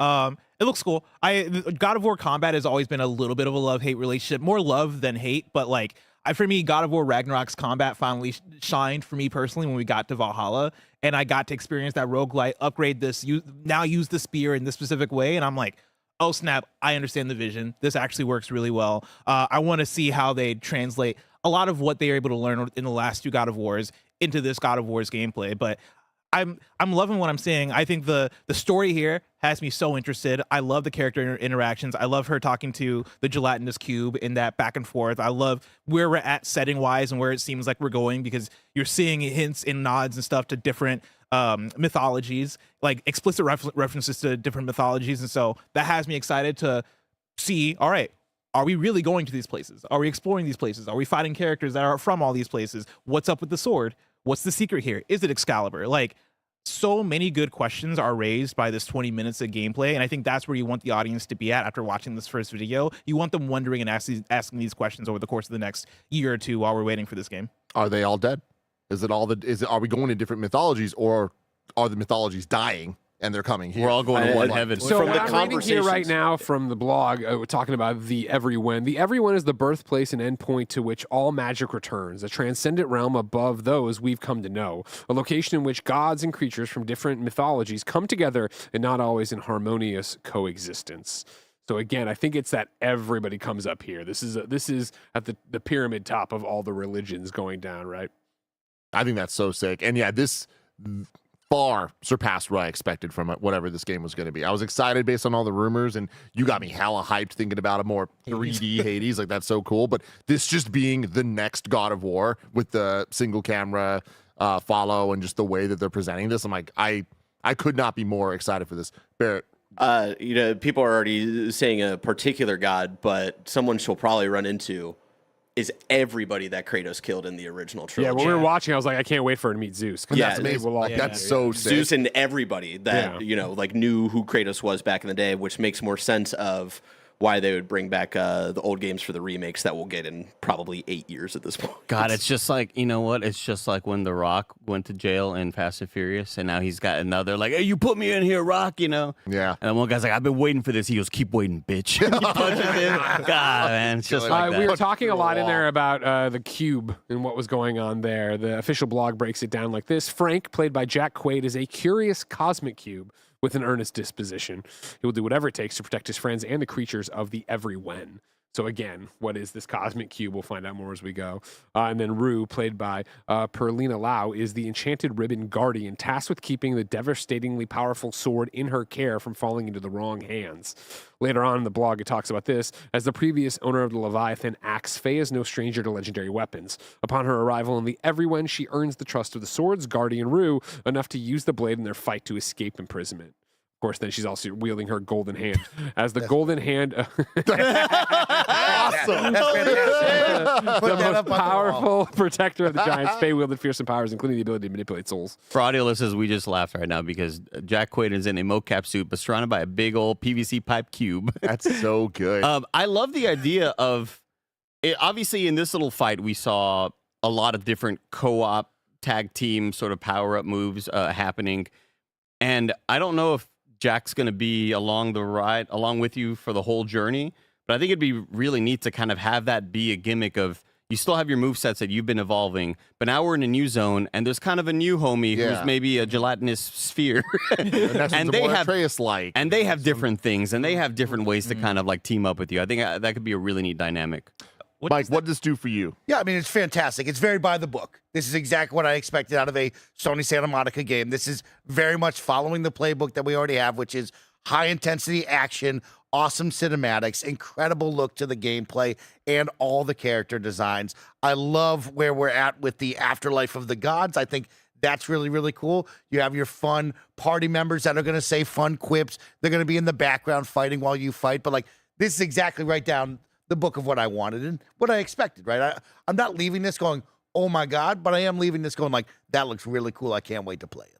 Well, you're leaving going, saying, oh my gods. If we left the God of War world and he went truly like, I'm not doing a God of War game. Okay, gotcha. Like the old rumor of a space sci-fi Yeah, if game this was like hey, Sony Santa Monica is stepping away from God of War. Me and Bless talked about it today of like, hey, you have these franchises that are like, the franchises, right? And we're not getting many new IPs out of this. We're getting just a lot of the same.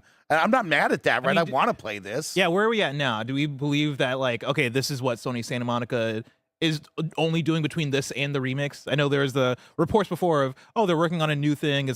Maybe it's like bringing back an old, existing IP, but in a new way or whatever. Is that just this? Ramirez in the chat says Ariel Lawrence is the game director, not Cory Barlog. Yeah, he's studio director or whatever. He's in the blog post talking about it or whatever too as well. Does that imply that he is directing? Sony Santa Monica Studios head of creative Cory Barlog and God of War Laufey, game director Ariel Lawrence sat down for an extended interview going on. I don't think so. No, I think this is still what he's been working on alongside them. But I don't know. Because I'm kind of there with Mike. Like, I'm super excited for this. I love that they announced it. I love the direction, everything about it. There is a part of me that's like, I just played 2 amazing God of Wars. I want to see what else you got in you. But do you feel that enough time hasn't passed since Ragnarok / this doesn't look different enough?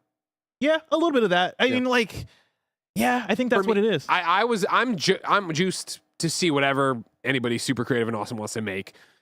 When they were like, okay, we're making a Faye game, I was like, all right, whatever. I mean, like, sure. And then looking at this and the sound and that one camera move, I was like, man, it feels good to be home, back to the God of War universe that they've created here. But then watching the combat and the storytelling, like, well, this is a brand new character to get to know, a brand new set of companions if they're around for a while, yada, yada, yada. And then, the freedom of what's it going to be like to see Zeus or whoever run into her? What's it going to be like to run into different religions / gods?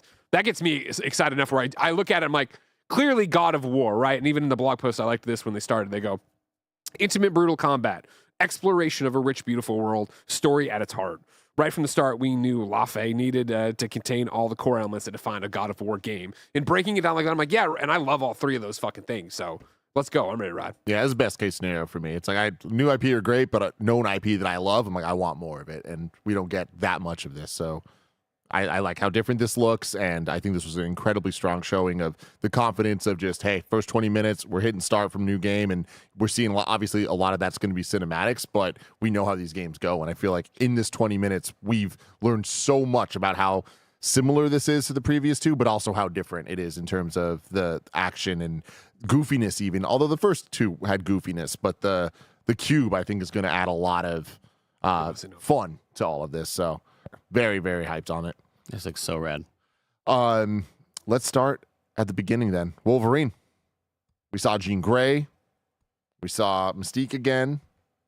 Got a lot more gameplay in this. Who wants to kick this one off?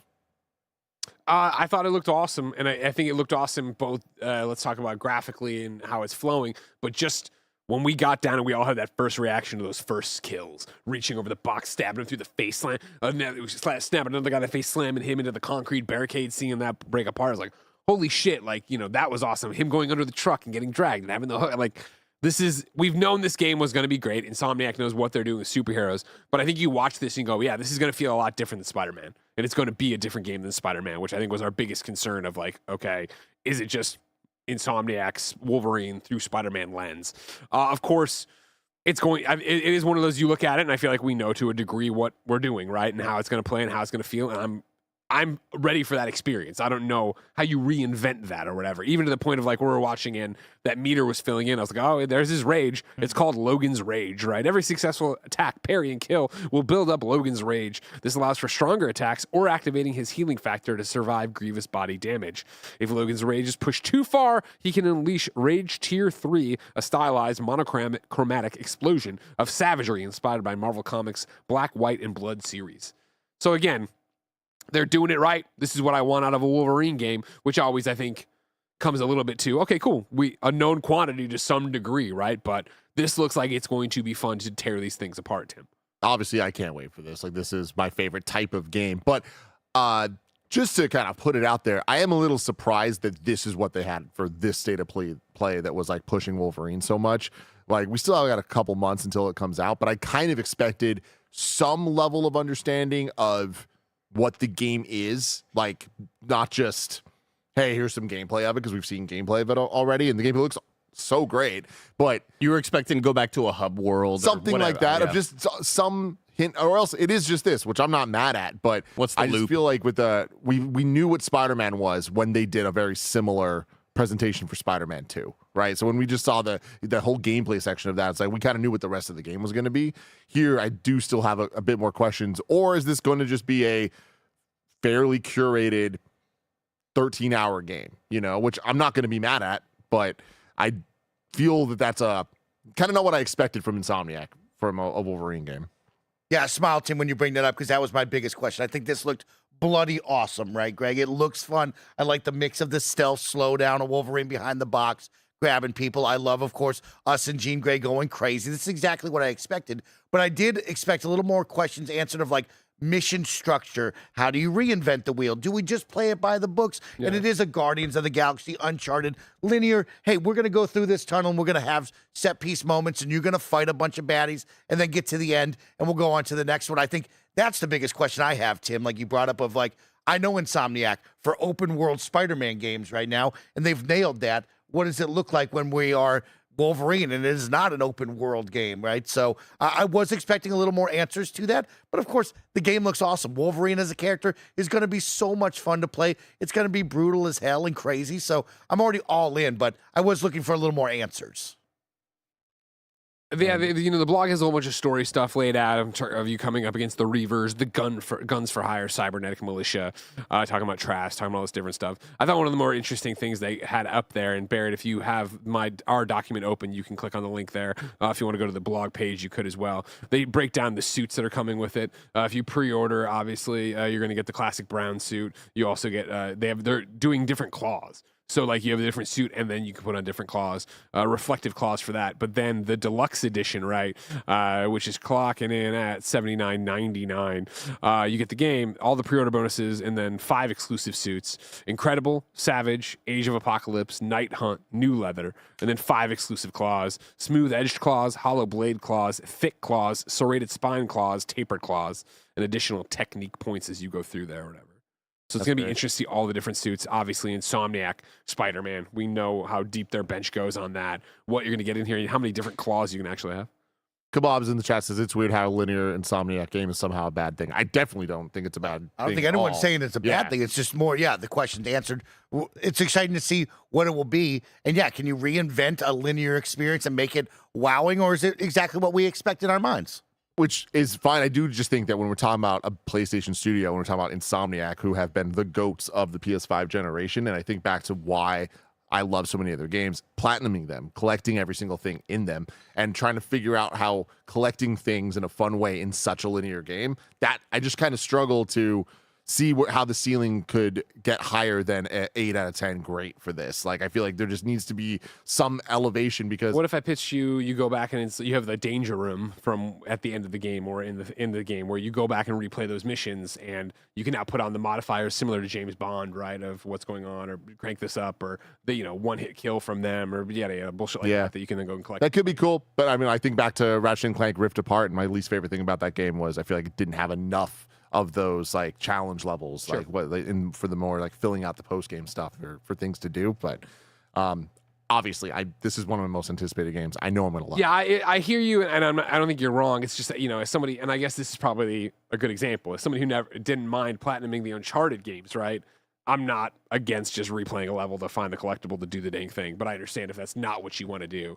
But I think it does seem like it's a very different game in terms of not having an open world New York where everything's happening. Yeah, I think for me, I've kind of settled on like, I know how I feel about Insomniac games, right? I love them, but I don't view them as like, this is a 10 out of 10 masterpiece every single time. I'm okay with Insomniac putting out an 8 out of 10, 8.5 out of 10, like something that is here for me to come in, enjoy the action, enjoy this fun superhero experience, give me some fun references to comic books I didn't read, and then have me about my day. Like, I'm so okay with that, and I think what we're seeing here in the demo, I get the impression that it's going to be a super linear action game. If you can get me in and out in like 10 hours, 13 hours, hell yeah. Like, finish this, go on, work on Spider-Man, X-Men, whatever the next thing you're making is. Like, I think that's what keeps Insomniac putting out these games at a decent pace. And like, for me, I like when games are concise. I like when we get like a 10 to 13 hour thing. Cool. They have something to say, and they something go to say, it. get in, get out. And for a Wolverine, like, what's the gameplay going to be outside of just slashing things up, right? Walk around a little bit, maybe solve a little light puzzle, and then continue to fucking slash things up. Sure, give me that. The blood looks great. The gore is there. Jean Grey's a murderer also.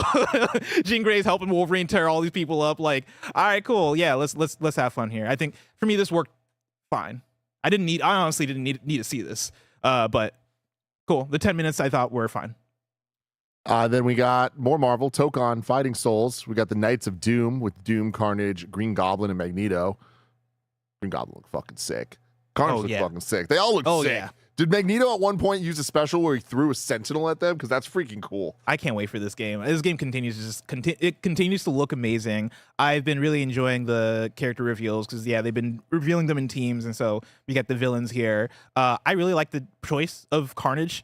I don't think we've gotten Venom, so them jumping to Carnage I think is interesting. Inspired, and there's so much room for DLC, adding characters later and all that stuff. But yeah, I like that we're going with Carnage and Green Goblin. And like you mentioned, Tim, Green Goblin on the glider, really cool. Cannot wait to mess around with his moveset. I like how this stage looks, right? If you're an audio listener, we're in like the downtown city area where there's a lot of lights and color. And this game's visuals are just on another level for me. And that's was Arc System Works, who's been doing this from Dragon Ball Z to Guilty Gear Strive and all that stuff. I expect their games to look amazing, but to see the Marvel comic book poppy colors and all this, it just works so well for the art style. It reminds me of being at Marvel Land in Universal theme parks down in Orlando. When the sun goes down, they have all the bright neon lights, like Blessing brought up. That downtown New York with Avengers Tower with the big A in the background. Fantastic Four there. This looks awesome. And yeah, as the fighting game casual, Bless, I'm excited to play this now because they keep busting out cool characters that you know and love, and it's like, oh man, like That Green Goblin was so cool looking. I want to try that for sure. Yeah.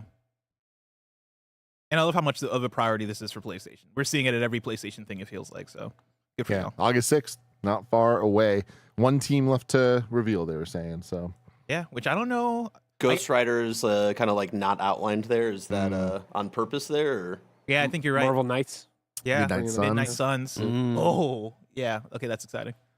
The next up, we got Bancho the Chef, the Dave the Diver team. Incorrect. Rayman Legends. Oh, you're right. I didn't write Get that off one the down. document. Why are you on your document? Use my document. I told you I was building the document. I got everything you need. All the press releases, all the blogs, all the links.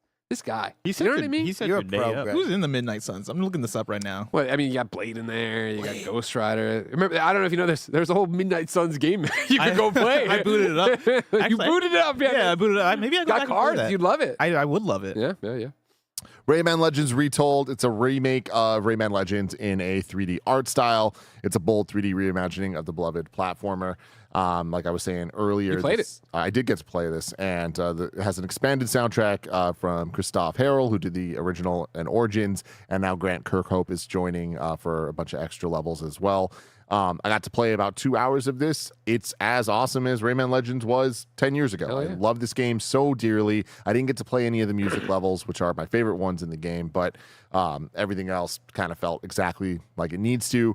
They're saying that this is kind of a hint at the new direction for Rayman. Like obviously it's kind of like a new look to all of them. Before they weren't voice acted and we didn't get all the cutscenes in between levels. The level we're seeing here is new, so they are adding a couple new levels, and all this 3D like dragon flying stuff is how you get from world to world. So it sounds like there's going to be a substantial amount of new stuff to kind of fill in everything that we've done before. It looks gorgeous. This is a collaboration between two separate teams, one of them being Ubisoft Montpellier, who worked on Prince of Persia Lost Crown, and the visual style that game had and like just how good it feels to play. You feel that here as well. So yeah, very, very high on all this. I will say you could just play Legends. Like they're adding new stuff. I think this is kind of a weird move. I get it. This is going to sell better because of its art style than the incredible art style that Origins and Legends has. For some reason, people just like to play these games more than 2D like old school games. But I do think it's a little bit bizarre that they're remaking this. When I heard rumors that they were going to do a 3D remake of Rayman Legends, I had a very different thing in mind. I thought it was going to be taking Rayman Legends and turning it into more of like a Rayman 2, like actual Mario 64 style 3D type thing. So yeah, look how gorgeous the original is. Like, as I was doing the demo, there were certain moments where I was like, do I prefer the look of this over the old one? I'm not so sure. Having said that, the new version looks gorgeous. So not really too big of a problem. I think either way you play it, you're going to have a great time. And if anything, I'm just happy more people are going to play this because they, I think, are criminally underrated, even though everyone that's played them is always talking about them being some of the best 2D platformers. So, hell yeah. Yeah, I thought they did a great job of making, like, as alive as all the backgrounds look, the characters in the foreground were kind of being lit in a different way, and it still stuck out really nicely. Like you weren't losing your characters in the busy backgrounds. I think the art style is awesome. I don't know if I like his hair like this though. Yeah, like seeing the individual strands, I don't know. Too real. Looks like Nick Carter. Hell yeah, dude. And they added voice acting and stuff, and I'm a little torn on it. Like it didn't. I don't think it's a pro. Like, I feel like so far it's just been kind of like, all right, this is the direction you're taking this. We'll see on October 1st. I'm excited for it, but it's not like the highest on my list. Fair enough. Then we had Bancho the Chef. Hell yeah. This is a slow-cooked prequel. The blog says, while our studio's getting ready for the upcoming release of Dave the Diver's next big DLC expansion in the jungle, we've also been cooking up another unique project that we've been wanting to share with everyone on PlayStation. It's not DLC. It's an entirely new game starring the best chef you've ever met at the Blue Hole. And at today's show, we debuted the first trailer. It's a mix of cooking sim, RPG, and adventure. This all-new standalone prequel is set in 2004, 19 years before the events of Dave the Diver, back when Bancho still had his hair and was yet to walk the path of a sushi master, and you'll be with him on every part of his journey. Every single thing about this is speaking to me.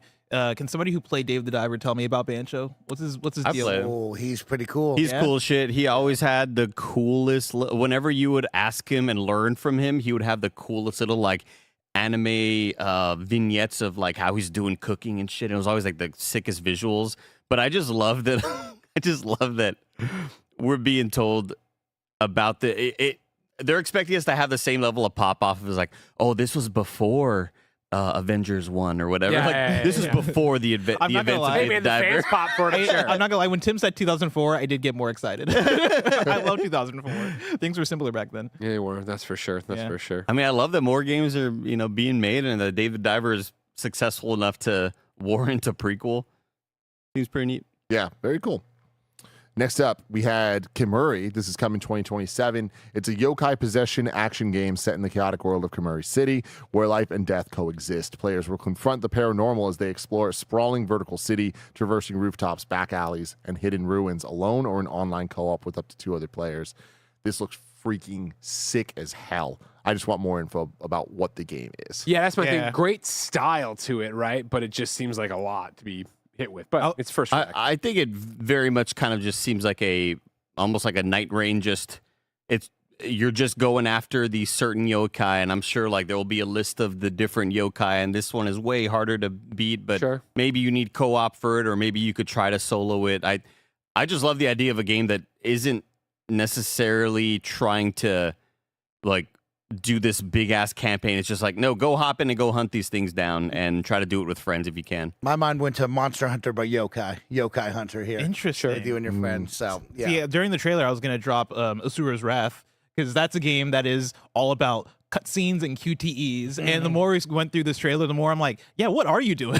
Like, what is? I need like an extended look at gameplay, because we're just cutting between things and it all just looks like action. And then when we saw up to 3-player co-op, I'm like, oh shit, okay, no, this has to be something that's a bit more developed. And yeah, I think the idea of it being a Night Rain style game or a Monster Hunter kind of game where you hop into a world, look for these things, take these things down, and collect your resources and go back, I think that could be really cool. I don't think they did the best job of showing that gameplay loop, but maybe they don't need that right now. I think right now it is, hey, look at this cool fucking game. And so many, we were watching, it reminds me of K-pop, right? Like that's what they want. That's what they want you to walk away saying, oh, it's stylized as fuck. And then we can get into the weeds of, even on there, you're talking about like, where is it? Yeah. Wear the paranormal, possession apparel. Defeating yokai is not the end. By performing contracts with your yokai, their powers manifest as possession apparel. It starts sounding a lot like Monster Hunter of, okay, cool, I'm grinding out this one monster to get their gear to have the poison affinity to go do this thing. I mean, I'd say I would be more excited if I knew more, like if I saw more of like, this is the game from the trailer. But a lot of time before you're going to play it. Seems early, early, lots of time to see it.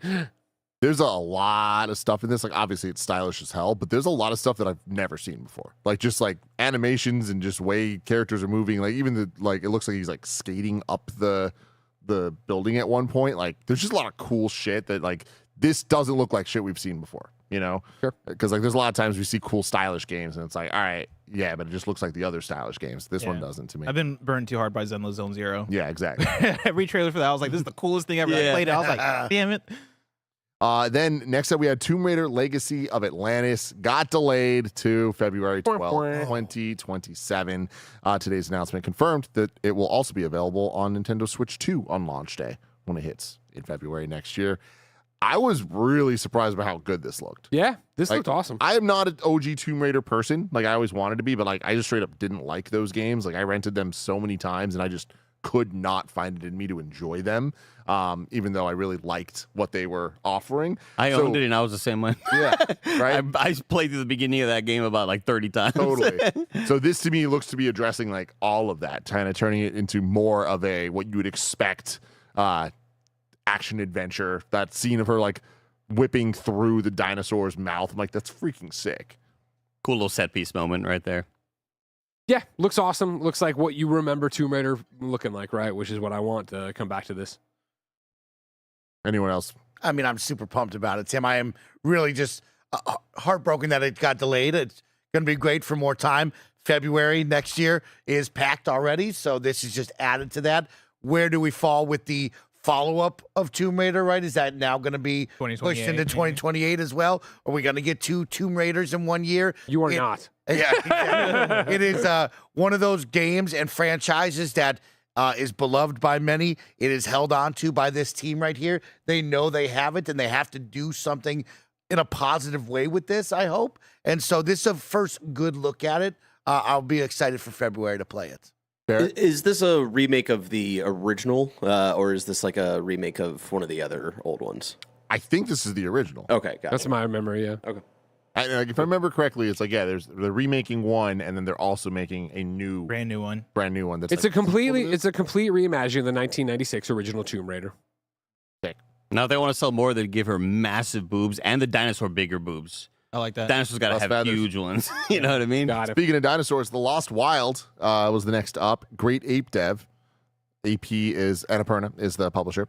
The blog says The Lost Wild is survival horror built on 3 things: observation, instinct, and restraint. Watching where a dinosaur looks before you move, holding still when something taller than the building you're hiding behind walks past, knowing when not to run. Andy, you were popping off left and right about this. I just love the way the dinosaurs look, man. They look so damn good. And then just seeing like there is something so like I think so many dinosaurs are scary, but when we talk about like at the top of my scare meter for what the freak, like I legitimately think pterodactyls are maybe the scariest dinosaurs. And when we see this shot right here, like, dude, that looks fucking terrifying, man. I think that they set the tone perfectly for whatever the hell the gameplay is going to be. It seems like it's going to be just a stealth kind of get around things and, alien isolation sort of vibes. Yes, they're saying here, my experience working on Alien Isolation has inevitably shaped how I approach horror design, and it's definitely a lens I view this game's design through. Nice. One of the key lessons from that project was the importance of restraint, of when to show creatures, allowing space for the player's imagination to do the work and let the world and systems breathe. In Alien Isolation, the creature was terrifying not just because of what it could do, but because of what players imagined it was going to do. The sense of anticipation and fear built in the unknown. That same principle applies here in a lot of ways. By treating dinosaurs as systemic, unpredictable entities rather than scripted events, we create a more dynamic and personal form of horror. The difference here is not just that you can't fight back, it's that you feel like you shouldn't, maintaining a respect for the dinosaurs as living creatures while trying to survive in a world with them. What's that do for you, Andy? Saying all the right shit. You're saying all the right stuff. This looks sick as hell. I not only conceptually, but I think visually the game looked like a stunner. Mike. Yeah, I mean, I'm pumped up. This wasn't Jurassic Park Survive that I was looking forward to, but anything with dinos, Andy, is a big one right now. And dinos are going to be on the come up, everybody. Write this down. Write it down. There's going to be a lot of games with dinos on the way. Are we not already there? They announced Turok. We got Ark Survival with what's his name? Raider. Yeah, Tomb Raider. They're coming. We're in the They're coming. What was that game that was Dino Crisis, but it wasn't Dino Crisis? That's Switch Tokyo Scramble. Yeah, it sucked. Tokyo Scramble I played. The dinos are here. And then there's another one that I played recently. They're here. They're coming, bus. They're on the way. Dinosaurs are going to be Somebody up in right chat now. did say they want a marathon stream of me and Andy playing this game. And like, here's the thing. What do dinosaurs do for you? That's what this is what I was going to say, is that like when you describe dinosaurs as scary, I could not relate. I could not relate anymore. Like, I don't find dinosaurs scary whatsoever. For me, they're just big reptiles. If they were spiders, if they had like 4 limbs. You know what? Speaking of which, there's a video game that's been making the rounds on social recently, and it looks like you're the hand of a magician. Oh, you play the severed hand of a magician inside of a glove. Oh yeah. And it's got this really cool art style, but like you're crawling like the way they crawl at you in Elden Ring. I'm like, Blessy would not fuck with this at all. I hate that. It's a very what we do for the marathon stream is that you're playing the dinosaur game, I play that. We switch back and forth between the gameplay. Me and you're just shitting our hands back and forth. Yeah. And then next up, we have Phantom Blade Zero. Here's the deal. We have some breaking news, everybody. They tweeted out, "Hello, everyone. As many of you just saw in today's State of Play, pre-orders for Phantom Blade Zero will open this summer. At the same time, I want to share another update. Phantom Blade Zero will now launch on October 29th, 2026, moved from its previous date of September 9th. First of all, I want to offer my sincere apologies to all the players who have been following and supporting us. This was not an easy decision. More than anyone, we understand the expectations our players have placed on us, and precisely because of those expectations, we do not want to release Phantom Blade Zero, knowing there's still an opportunity to take it one step further." It goes on and on and on. It's a very, very, very, very long thing. I'd also like to share what you can expect next. A new trailer that will release alongside pre-orders, featuring entirely new in-game footage. After pre-orders open, we'll also have a dedicated State of Play focused entirely on Phantom Blade Zero, a 15 to 20 minute deep dive into the game's world, combat, exploration, and character progression systems. The vast majority of what we show there will be brand new. We'll share the exact dates in upcoming announcements. Once again, thank you all for your continued support. They dropped a couple sick ass looking screens of just different characters. Look at that guy, Bliss. I like that guy. That's a cool guy. Andy. Hey, Tim. You're my Phantom Blade Zero guy. Mm-hmm. It's him. What do you got to say? Well, I'm bummed there's no demo. That makes me sad. There may never be a demo, unless at this pre-order date, maybe. Yeah, but I don't know. But it's if we're getting a state of play specific gameplay, like deep dive, we could see it there. I think so. And the fact that like they're dedicating like that, like a thing for that, I feel confident about them actually hitting October. I'm like them getting out of September. I'm actually happy with because we had like 7 other games talked about in this state of play that are coming September. 99.5%. You're getting a demo. Oh, okay. That's me guessing. That's not like based on any information. That's exciting. That's me being like it's just right. I would love that. How much of a delay is it actually? Is it like pushing month, it to the next step or whatever? But it's like a month and a half. Yeah. Okay. It was like early September 9th to October 29th. You'll be bug fixing. Like, you're bug fixing. My bigger question is, polishing. Does it hit October or do we see it get delayed till next year? Because I feel like, that's not a big delay, but you wouldn't delay it further because of GTA. Yeah. So do we get closer and then go, fuck, we need more time. We can't just push it weeks. We need to push this to next year. I think they would have made that decision now at this point, right? Maybe. It sounds like with this little newsletter thing, this press statement, that they're pretty bummed out that they even had to delay it to this point.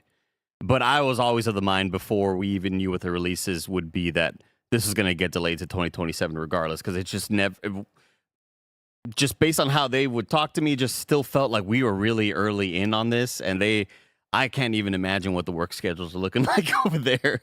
It's got to be madness in terms of how many hours they're putting in to try to get this thing ready for the fall. Simple Jack in the chat says, living up to the name for sure. Are y'all not upset that they used State of Play to announce another State of Play like y'all were when Xbox announced? I was fucking mad in the moment, and I'm mad right now, Simple Jack. Very uptight about that. Yeah. Stupid. Rewind it. Yeah, they didn't like it. PlayStation never did anything wrong. PlayStation's always right. Xbox is never right. PlayStation 10 out of 10. Xbox 0 out of 10. On the Xbox One, and be like, PlayStation sucks. Nintendo Xbox 15 out of 10. We got a pander, Mike. You got a pander. It doesn't matter which side I'm on now. Kung Fu Panderer. We are going to continue talking about everything that we saw in the PlayStation State of Play right after a quick word from our sponsors. Remember enjoying those iconic red, white, and blue freezer pops in the summer? Now, imagine that flavor reinvented as an energy shot. Introducing the Firework Freeze 5-Hour Energy Shot, a flavor explosion of sweet cherry, zesty lime, and electric blue raspberry that all comes blasting together for a seriously refreshing shot. Ignite your taste buds with the flavor of the summer. Get a Firework Freeze 5-Hour Energy Shot today. For more information, visit 5hourenergy.com.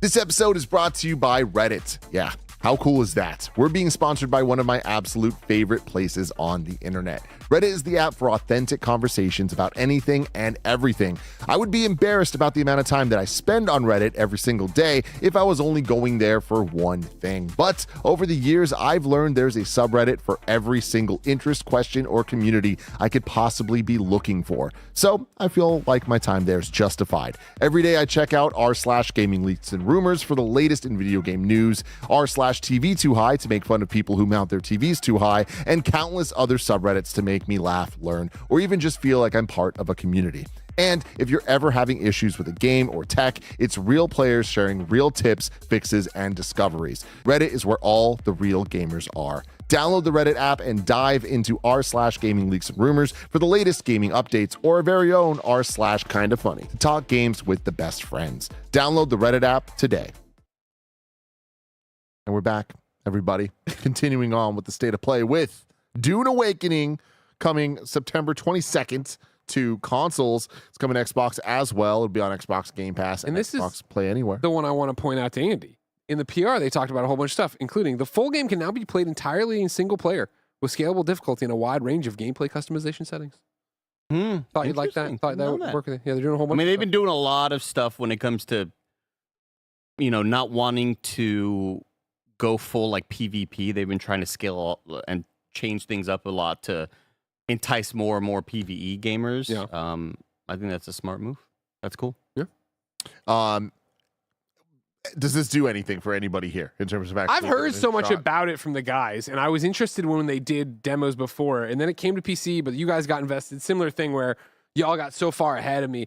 I still think that the ship sailed where I don't feel like, and I'm not the biggest survival crafting person, so I don't think it seems awesome. If you haven't played it, it seems like I think it's a really cool, high quality video game. I like it's not my favorite preferred survival game because I kind of just fell off of the PvE experience. But every time I mention that, people who stuck with it go, Andy, they have added so many cool things that kind of alleviate all of your issues where it just became shoot the same dude who now has a jetpack and you're just shooting the guy now and it's you and your squad and he has more health. That there are more and more additions, and I think it's a really awesome game, and people should give it a shot if you care about survival games or if you care about Dune at all. I think it will make you care about Dune if you don't. A diabetic fox in the chat says only $50 for Dune on release as well. Cool. That's cool. That's awesome. Yeah, very I'm cool. like more on the I like Dune side than I like the survival crafting side. But even the one stream I did with Andy, Mike, and Nick, I had fun. Like I thought it was a good time. Like if I had the time and wanted to put in the effort to dedicate to like build my houses and do all the things that you guys were doing, I could have seen myself getting into it.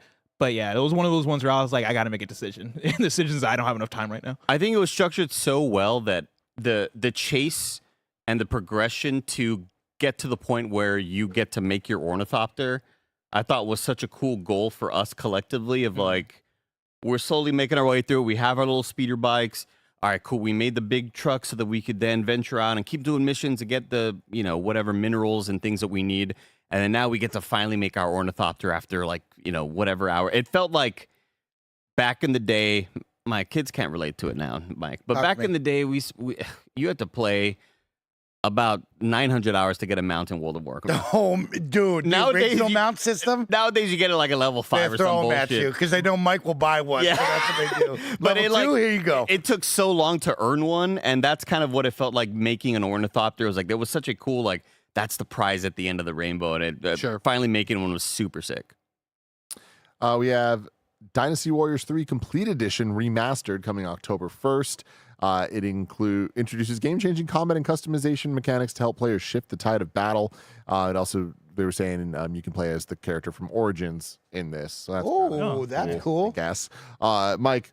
I think it will be a fun history lesson for me as someone who grew up with Dynasty Warriors. I can't remember anything between 3 and 4. They just all kind of blend together, right? So I think it will be fun. The idea of going back to an old school Dynasty Warriors, I think the new one is really good, and I hope more people check it out. So yeah, for me, it's just let's just jump back into the fun. Let's remember those days at the Target demo kiosk and buying this on the PS2. That's what Dynasty Warriors is to me. So yeah, they could redo 1, 2 through 7, all the way to 99. I'm going to be there because it's just a special place in my heart. Am I crazy? Does that look incredible though? Like that game came out in 2001. To look good on that. That looked great. Yeah. Then we had No Rest for the Wicked getting a full 1.0 release, having amassed over 1.8 million in sales to date. No Rest for the Wicked scheduled to leave early access and launch simultaneously on PS5 and PC via Steam in October, while Xbox and Nintendo Switch 2 systems are set to release at a later date. The full 1.0 release will be a massive expansion of the core No Rest for the Wicked experience, offering a vastly expanded breadth of content for both solo and multiplayer players. It introduces a staggering 60-plus hours of new content, a new horde mode, powerful new weapons, bosses, and enemies, new areas, and a completely reimagined class system, culminating in one of the most expansive Souls-like action RPGs to date. Andy, has there ever been a better time to jump in to No Rest for the Wicked? Greg Miller, there has never been a better time to play No Rest for the Wicked, available now. Early access. Yeah, there's a bunch of stuff they were saying in their press release too. If you buy it now, obviously you get bonuses from the full thing launches. The little bit I've played, I loved so much that I was like, I want to wait. I want to wait for 1.0, so I'm very excited for this. You can play co-op. I think it is an awesome single-player experience. That's primarily how I played most of it. They added co-op much later, just as an added thing that you can play with your homies. But it is, again, it's from the Ori devs, Moon Studios. The level of polish and visual production that there are, it's some of the most beautiful animation you'll see with amazing cinematics and really awesome gameplay that if you've ever played, I think at first glance, it looks like a Diablo ARPG. It looks like and if you've ever been turned off by the gameplay where you are going through all your abilities and waiting for the cooldowns and going through more of the abilities, waiting for the cooldowns, this is just straight up like a much more, it's a punishing Souls-like action type of experience where you need to parry if you want to. You can dodge at the moments at whenever the enemy is attacking, but it has awesome progression. And I've really been, in a way, I was like, I don't know if like the story's going to keep me really, for a lot of this adventure. And so far it's like really sick with the way that they progress different character moments and people stabbing each other in the back. Like I think I'm really excited for it finally hitting 1.0 because now it's like I want to start a new character and experience it all over again. You about to say something, Greg? No, I'm just agreeing with what he's saying. Yeah, I think that's one of the things about it where it's the same reason I like PoE from what I played, right? Of like the combat looks similar when you glance at it, right? But when you get into it, it's like, oh, I love Diablo. You can sleepwalk through Diablo, right? You can't be sleepwalking here. You pay attention to be on your toes. Coming in October with crossplay and cross save. So big news. We've been waiting for when the 1.0 is happening. We don't have an actual date, but month. October's good enough. Some of the coolest level design in a game like this, or like you would think that just because it's this sort of like isometric experience that it's you're just on one flat ground. It's like, no, there's so many cool ways that they have the player climbing different cliff sides, and then it's super creative and just really, really well made. Then next up, we finally got the Onimusha Way of the Sword release date, September 25th, 2026. We also have a demo today that people can play. It seems to be the same demo that we did a preview for back when we did that Capcom trifecta preview of Pragmata, Resident Evil Requiem, and now this.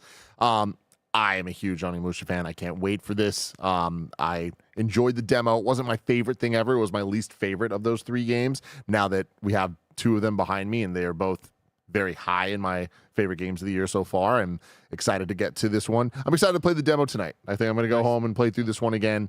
Maybe there's something new there, but yeah, very, very excited for this. And this was one of my favorite trailers so far. It's been interesting because the trailers really kind of shift between tones where some of them kind of present him as more of like a funny, bumbling idiot type of guy. And then ones like, and even there, you kind of see him like the way he like hyped himself up. Like he seems like a goofy dude, and I like that. But we haven't gotten much of that in most of the trailers, including this one overall, where it has a way more serious vibe. But I like him with all the life souls around him and him not sucking them in and then just being like, you're going to have to start sucking human souls. Fuck yeah, dude. Let's go. Anyone hyped on this one? Souls.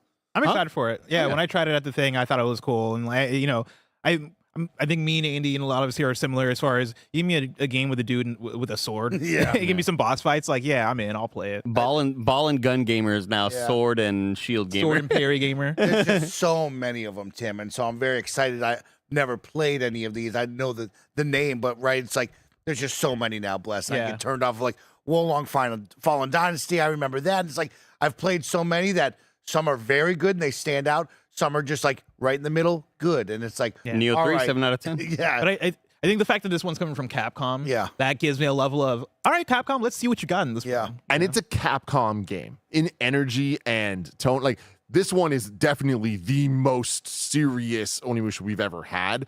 The original trilogy and then Dawn of Dreams that we'll talk about in a second on PS2 era, like those are really goofy That's games. crazy to me. I would have never expected that because like when I remember back in the day renting games and like maybe it was a demo of one of the Onimusha games and I was like, oh, this is like Samurai Resident Evil. It's got it is. Yeah. It is, but it's the Capcom writing. It's the Capcom, like the VO is incredibly cheesy in some spots, and incredibly over the top, and it is the I'm gonna suck your soul type vibe, right?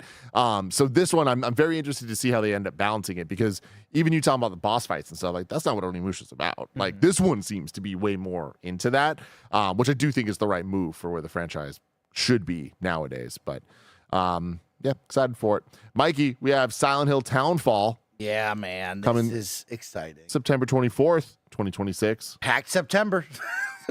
Packed September. I'm really excited for this one, right? As someone who jumped in on the remake of 2, and then we played F right now, another Silent Hill. I continue to jump into this world and, be wowed by the storytelling, what's going on, try to grab a hold of the theme, as we like to make the joke, and see what's going on and not spoil others. But there is something to this. It's a different kind of vibe, as Andy put it, like the analog technology that you're putting on the screen and what's going on. It's like, ooh, this is interesting. It's very different than Silent Hill 2 with the remake there. And then, of course, you see the creepy monsters, and you're like, oh, yeah, we're back with the Silent Hill world. So I'm excited to see this. What's most important to me is, what is the story? What is that thing pulling me along with the narrative that keeps me guessing? It keeps me wondering, oh, I think I have the answer. No, I don't. And then running away from scary monsters in the fog. I love the idea of Silent Hill just hitting every era. Like, we're going to be in the 70s disco. Yeah, we're going to kind of like explore everything. I love noticing there's no November at all in any of these dates, and I open up Game Informer to see like what do the other months look like compared to November. November's a ghost town aside from GTA 6, a game called Crime Light, and then Gothic 3 Classic. Then you go to October and September, and it's like, okay, there are all the games at. Get them out. Yeah. Then we had Ace Combat 8 Wings of Thief. We got more Deborah Wilson. Early access is September 28th, and the full release is October 2nd. You get the Belkin War as a pre-order bonus. Oh, yeah. I love the Belkin War. Dude, so sick. I'm pumped up on this. I recently dipped my toe into Ace Combat 7, and I plan on playing more of that and continuing on. But, like, there is something to be said of that Armored Core kind of like story and narrative, the Gundam, as Andy brought up. And, like, I think this having a lot more, like, kind of the narrative and presentation push really gets me pumped up. And, yeah, I can't wait to see that maneuver right there. We've seen that. Oh, yeah, dude. The cutscenes look cool. I like a lot of what we're seeing in between the missions. And yeah, Mike name dropped Armored Core there. I'm hoping this is one I want to try out because I get a bit of that Armored Core vibe of like, all right, you're in, you are you're talking to your other fellow pilots, and you are just carrying out these objectives and blowing shit up. I want to try that out. I think this game looks really cool. Yeah, I think it looks sick as hell. It's probably going to be my first Ace Combat since whichever one I rented back when I was like 10 years old. Yeah. I think it looks really cool. I love it seems like this very over-the-top geopolitical story of intrigue and espionage. And even like when we shouted out that one woman with the crazy, like, she's got this like get-up, drip on her or whatever. It's like, dude, that looks like something out of Gundam. That doesn't look like anything that that any admiral nowadays would wear. Like, this looks like more leaning towards like fantasy, and I think it looks really cool. Then next up, the biggest surprise of the show, I would say, Stuntman Hollywood. This is coming from Saber. They got Fast and Furious, Back to the Future, Knight Rider, little Miami Vice action going on. There are games about racing. There are games about destruction. Stuntman Hollywood's about filmmaking. It's about that moment where you are racing towards a ramp at top speed. Everything around you is on fire. The camera catches the perfect angle, and you realize this is the take. Take on iconic stunts inspired by fan favorite Universal Pictures films and NBC Universal TV shows like Fast and Furious, Back to the Future, Knight Rider, Miami Vice, and Death Race. There's fucking Death Race in this? I think this is Death Race. It pops up right there. Yeah, I thought that was Mad. I thought it was Mad Max. Damn, that's Death. Hell yeah, man. I haven't watched that in too damn long. The entire game is built around movie shoots where you perform stunts in all kinds of vehicles, including legends like the Time Machine and Kit, along with many other cars, SUVs, motorcycles, and even a school bus. Miss Frizzle action. I'm hella hyped on this. What about the bus from Speed? Not a school bus, but never know. That's where they get you. You never know. You don't know. I think this is going to be a fun one to look at for me. I remember trying to play the driver and do those very specific things and getting annoyed. So I'm interested in this. Anywhere the Time Machine goes, I'll follow. We'll see how it plays and how it feels, though. I mean, what we're seeing here, we're clearly getting the end of Fast 1, right, with the train jump. We're also getting the beginning of Fast 2 with the bridge jump. And I'm very excited. All those for jumps. How far do they go? How far do they We're gonna go from building to building, Tim. Oh my God! Building to building, everybody. Will there be a submarine? How long will that runway be, Tim? Did they give us like a date or anything for this? No. Man. Yeah, no. Saber just that hurts. Constantly making just so many games right now. Then we have Ill coming in. The notes here, horrible VO. Looks good, though. Coming 2027. Following its incredible showing at SGF last year, Team Cloud is excited to finally share a closer look at what's in store for players in the visceral and grotesque world of Ill through a new trailer captured entirely on PS5 Pro. Ill is Team Cloud's highly anticipated debut title, a realistic first-person action survival horror game focused on body horror, cinematic immersion, environmental storytelling, and cutting-edge physics-based gameplay. The game is also the first title developed through the Mundfish Powerhouse Initiative. Ill surpassed 1 million wish lists earlier this year. Obviously, so crazy looking. It's crazy looking, right? I love the bad VO because I think it makes it more palatable, more Resident Evil. And yeah, there's something about it, just like if it was taken too seriously, it'd be a little too scary and gory for me. The dumbass VO makes the gore seem funnier. You know what I mean? Yeah. Okay. It kind of toes it down. It makes it like a B horror movie. Yeah. Because like this shit looks incredible. I was gonna go the opposite way with it, where it's like I don't know if having VO at all was the call. Like and it's not because I just thought that the VO wasn't great. It's more of that. This feels like it should have been this very solitary, just you're alone and you don't see any other talking person or whatever. But I cannot believe the visuals in this game. They look horrifying and 100%, awful. Yeah, lighting looks great. Everything looks wet. Huh? Everything looks wet. Oh, yeah. The big ass skull that comes to the wall, like there's just the people are just getting bigger all the time. That's what's scary these days. Yeah. People. Is this a blessing in Andy marathon stream? Okay, chill out. I actually refuse to play this. By the way, I will not play this. Then Control Resonant coming on September 24th, 2026. Another very busy end of September. Yay! Oh baby, yeah. Control looks awesome. It's more again. I thought I was anytime I think I'm getting to the point where I'm like enough showing me the game, just let me play it. They show off something even cooler, and it's just showing me that I always believed in what their gameplay direction was going to be, but they are continuing to give me all the hope that I need. That they give so many shits about like just visual production and direction, and we want every kind of frame to be a painting, and they're just so creative over there, man. Blessing, help me with this one. This one, I didn't need to see more Control Resonant. I've already sold on it, right? But what did make me smile was the scientists with that like live Darling. footage. Yeah. What do they call that? You know FMV. I love that stuff in the Control universe. That makes me smile. And just to end the trailer with that and be like, oh, that's awesome. I That's forgot Remedy, about the man. universe. Like, I'm so back in this because I don't need another trailer of this. I'm ready. I'm already good. Super looking forward to this. Love that they got Jean Grey in it. Like, really cool trailer. What a day for her. We were worried about Ben Starr over under. Yeah, we right? were predicting the wrong people. A lot of Jean Grey. We have Marathon Season 2 out today. Man. If I had time, exactly. Like I hate saying it over and over again, but it's like, man, I'm playing Mina the Hollower. I want to play more Marathon, but I got volleyball tomorrow. It's an interesting place. I thought they were going to show a little bit more. We talked about it on the kind of pre-show predictions episode. I talked about like where Marathon is at right now with Bungie and Destiny and Marathon and Sony Live Service games, right? And this game kind of needing like a boost in the arm of like, hey, general public out there, like there is a good game here, and we know that like some of you aren't super interested in the extraction shooter. The online discourse got outrageous with this, but like, hey, there's a really good game here. Like, let's get it going. Mm-hmm. And I just didn't feel that from this. But I mean, the night raids look awesome, right? On top of that, they're doing big like free weekends or free week. Like they are trying to push the free this week and starts get it today. going. So like there is something here of like, hey, like we got a game here. You got to get involved. We'll see how this goes.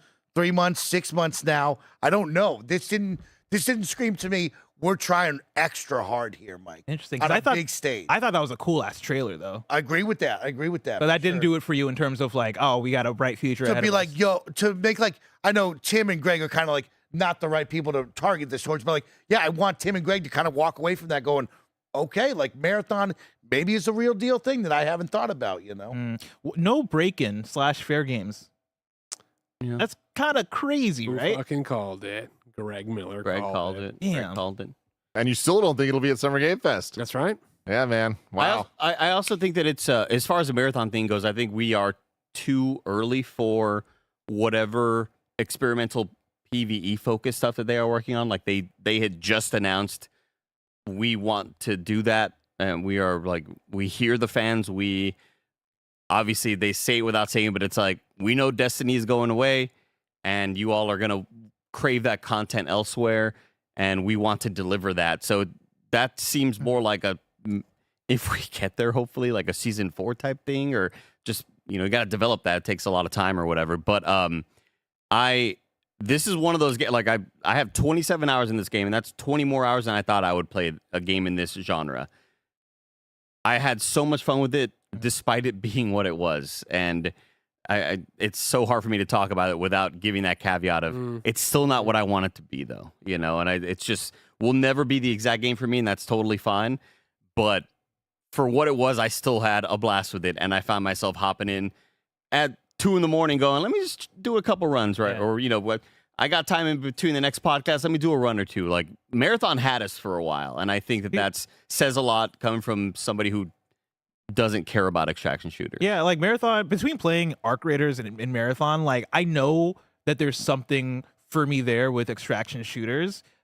I've not found what's going to keep me there for like past the 15-20 hour mark, right? But like when I'm playing Marathon, I'm having a blast. When I'm not playing Marathon, I'm not thinking about going back to Marathon. And I think that's the problem with it. I do think one thing they have here that they showed off was that like they're going to have a free week for Marathon, which I think is huge. You want to get people a reason to go, oh, I have no reason not to pick this up. I think that's today. I think it starts today. And then is there a discount? I could have sworn I saw something about like maybe it being discounted as well, but correct me on that, chat. Their blurb on the blog just talks about Marathon's open play week runs June 2nd to June 9th. No PlayStation Plus membership required. Okay, maybe that's just what I'm thinking about, but hopefully that does something for it. Speaking of PlayStation Plus, we got RuneScape Dragonwilds coming day 1 in the fall. Mike? Another really good survival crafting game. If you have any ties to RuneScape, or you just kind of like the fantasy setting and you're looking for a survival crafting game with you and your friends, this one is actually high up on my list. And we played this day 1 when it was very early access. I'm excited to see where they've gone. But this one had that perfect mesh that we're looking for of combat progression meets world exploration and survival crafting. And that's what I'm always looking for. I think that's why we always praise Dune so much. It's because it had so much, progression, storytelling with the narrative, this big world to go out and explore. A lot of the survival crafting games are like, hey, here's the crafting and survival. It's kind of empty and like, just go make your own fun. There is a lot here on this one that really brought me in. I like this one a lot. Dude, I can't believe a RuneScape game looks this good.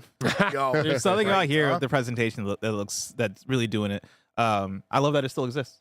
Yeah, RuneScape's still big. This was me in 5th grade during the lunch hour, just like going to the back of the classroom on the computer playing RuneScape with homies. Blessing, I got with one of our community members, SkyTech, and we brought like 12 kids into RuneScape a couple of nights a long time ago, and we were in a train just running through the old school RuneScape, and it was like so cool to just smile and be like, wow, this is a special title here. I miss it.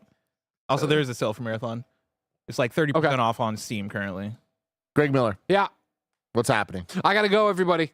I don't want to cut my show short until dawn. Holy fucking shit! Let's go. I wish you kidding me? I know. But Ben's got his TK orientation tonight, so I gotta go be a dad. I'm excited to react to everything. I'm excited to hear the super chats on the way home when I listen in, and I'm most importantly excited for tomorrow's Gamescast, which of course is your PlayStation's state of play hot takes. Tim's got the number. He'll read it later. Bye, everybody. Are you prepping that?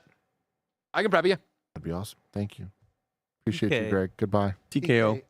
Technical kindergarten. Yeah. Damn It's pre-K. Thought I was right. Technical kindergarten.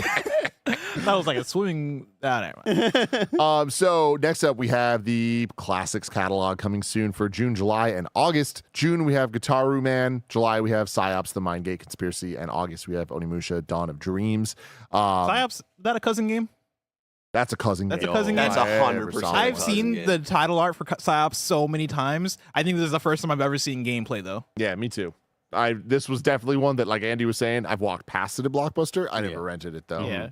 Yeah. Mike, did you get into Psyops? No, This I've does never seem like a played Mike Psy- game. Never. I know You this. just called Mike a cousin. Mike is my cousin. Oh Like, yeah, that I is would have. so I would funny. have your cousin games for That's sure. so funny. No, I've never played this. Is right, and I've also never. I could see it, Andy, but I don't remember any of the cover art on this one. Like it doesn't. Really? Speak to me. I've seen it, but this one doesn't stand out. I have no idea about this game. Mike's like, no, I've never heard of Super Mario 64. I know Blasto. I know Raiden Rumble.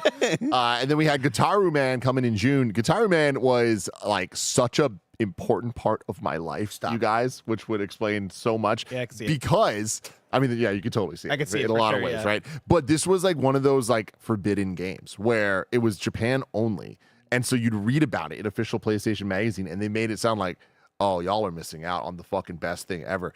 And stupid American. It created like such a fervor that, and I might be getting some parts of this wrong, but I'm pretty sure this is right, that the Mosquito game called Ka, and then there was one other game that the Americans were so excited about that PlayStation ended up releasing the three of them as like a special import thing where they like, remember like on the Wii, there's a Xenoblade Chronicles. and the last story. The last story, yeah. Where it was like, oh, the GameSpot or GameStop exclusives or whatever, because like there was enough demand for a port or There was a whatever. presidential agreement. Yeah. What if I told you right now, sitting in my car trunk, is a signed poster of the last story? Why is it in your trunk? Signed by Uematsu. Fuck yeah! Why?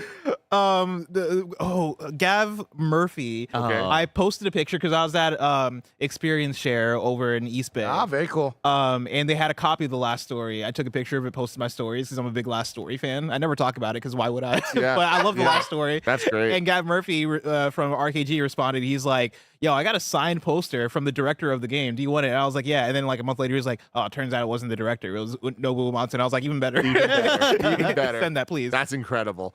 But yeah, Guitar Man, I remember just being so excited for it, then finally getting it. And I was like, you know what? It didn't live up to the hype I created for it. But then there's Onimusha Dawn of Dreams in August. This is Onimusha 4. The first one, actually not the first one without Simon but very different game than the first three. This one was way closer to a Devil May Cry in terms of full analog control, because Onimusha 1 and 2 were Resident Evil games with tank controls. Interesting they're bringing this one out. I kind of would rather them do the remaster thing like they did with 1 and 2, but cool to see more Onimusha. Then we got Until Dawn 2 coming from Fire Sprite. Yeah. Pretty big surprise here, 2027. It's a standalone experience featuring a brand new cast, whole new world to explore, and true to form, a modern horror experience packed with intrigue, emotion, twists, and the kind of choices that will keep you up at night. Your decisions still shape the story, who falls victim and who survives until dawn. This is what they meant by a return to old IPs.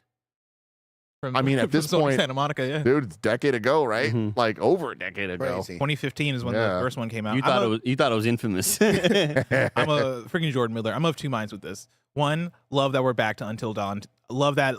We love these kind of games here, right? Like Dark Pictures Anthology, we have a running list now of like our ranking for all these games because we're so into these things. You know, Until Dawn doesn't deserve to just sit around. Let's have more studios work on games like this. I love it. Great cast, all these things. The other part of me, you know, there's a part of me that's like, man, Until Dawn 1, the remake from Fire Sprite wasn't that great. So part of me, I'm kind of scared. Thanks, Bless. But everything we're seeing here looks good. That's my big circle here is Fire Sprite, ? Yeah. Like, when we talk about studios grabbing a hold of the game that they're not really the one to create, right? And I've grown to understand Supermassive, the good and the bad, right? And like Until Dawn is a very special one with what they created, and they've grown a lot. They've had goods, they've had bads, they've had failures there. And when I see a new team on it, I get a little worried, right? Of like, do they got the stuff, Bless? And I don't know much about Fire Sprite here. I might have to correct creating myself. the choose your own adventure. You do have to correct yourself. Yeah, I have to correct myself because I thought it was a Fire Sprite that did the remake. They didn't do the remake. It was Ballistic Moon that did the remake. So Fire Sprite, this is a new project for them, which brings me back to, all right, cool. All right, I'm even more excited for this then. I want to see what they got with Until Dawn 2. I thought visually it looked really good. These aren't games I normally gravitate to, but they're awesome to play with friends. And it's awesome. And it's like, finally, we have another one of these. It's been quite some time. And Neil Newbin, man. Yeah, very cool. And Janina. Very, very cool.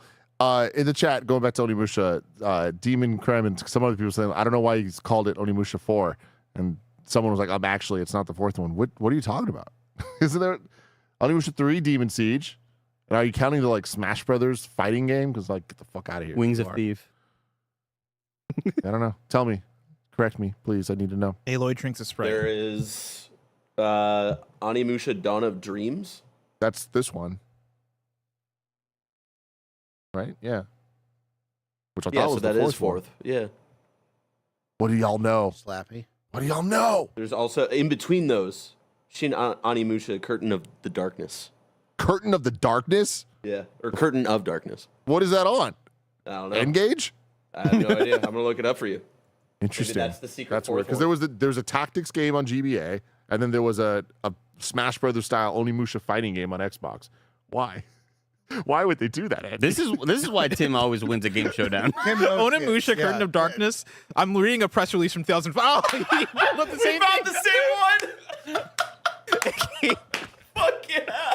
It came out on FOMA 902i series mobile phones in 2005. This is Onimusha 4, Tim, you fucking idiot. That's fucking hilarious. I mean, you were close when you said Engage.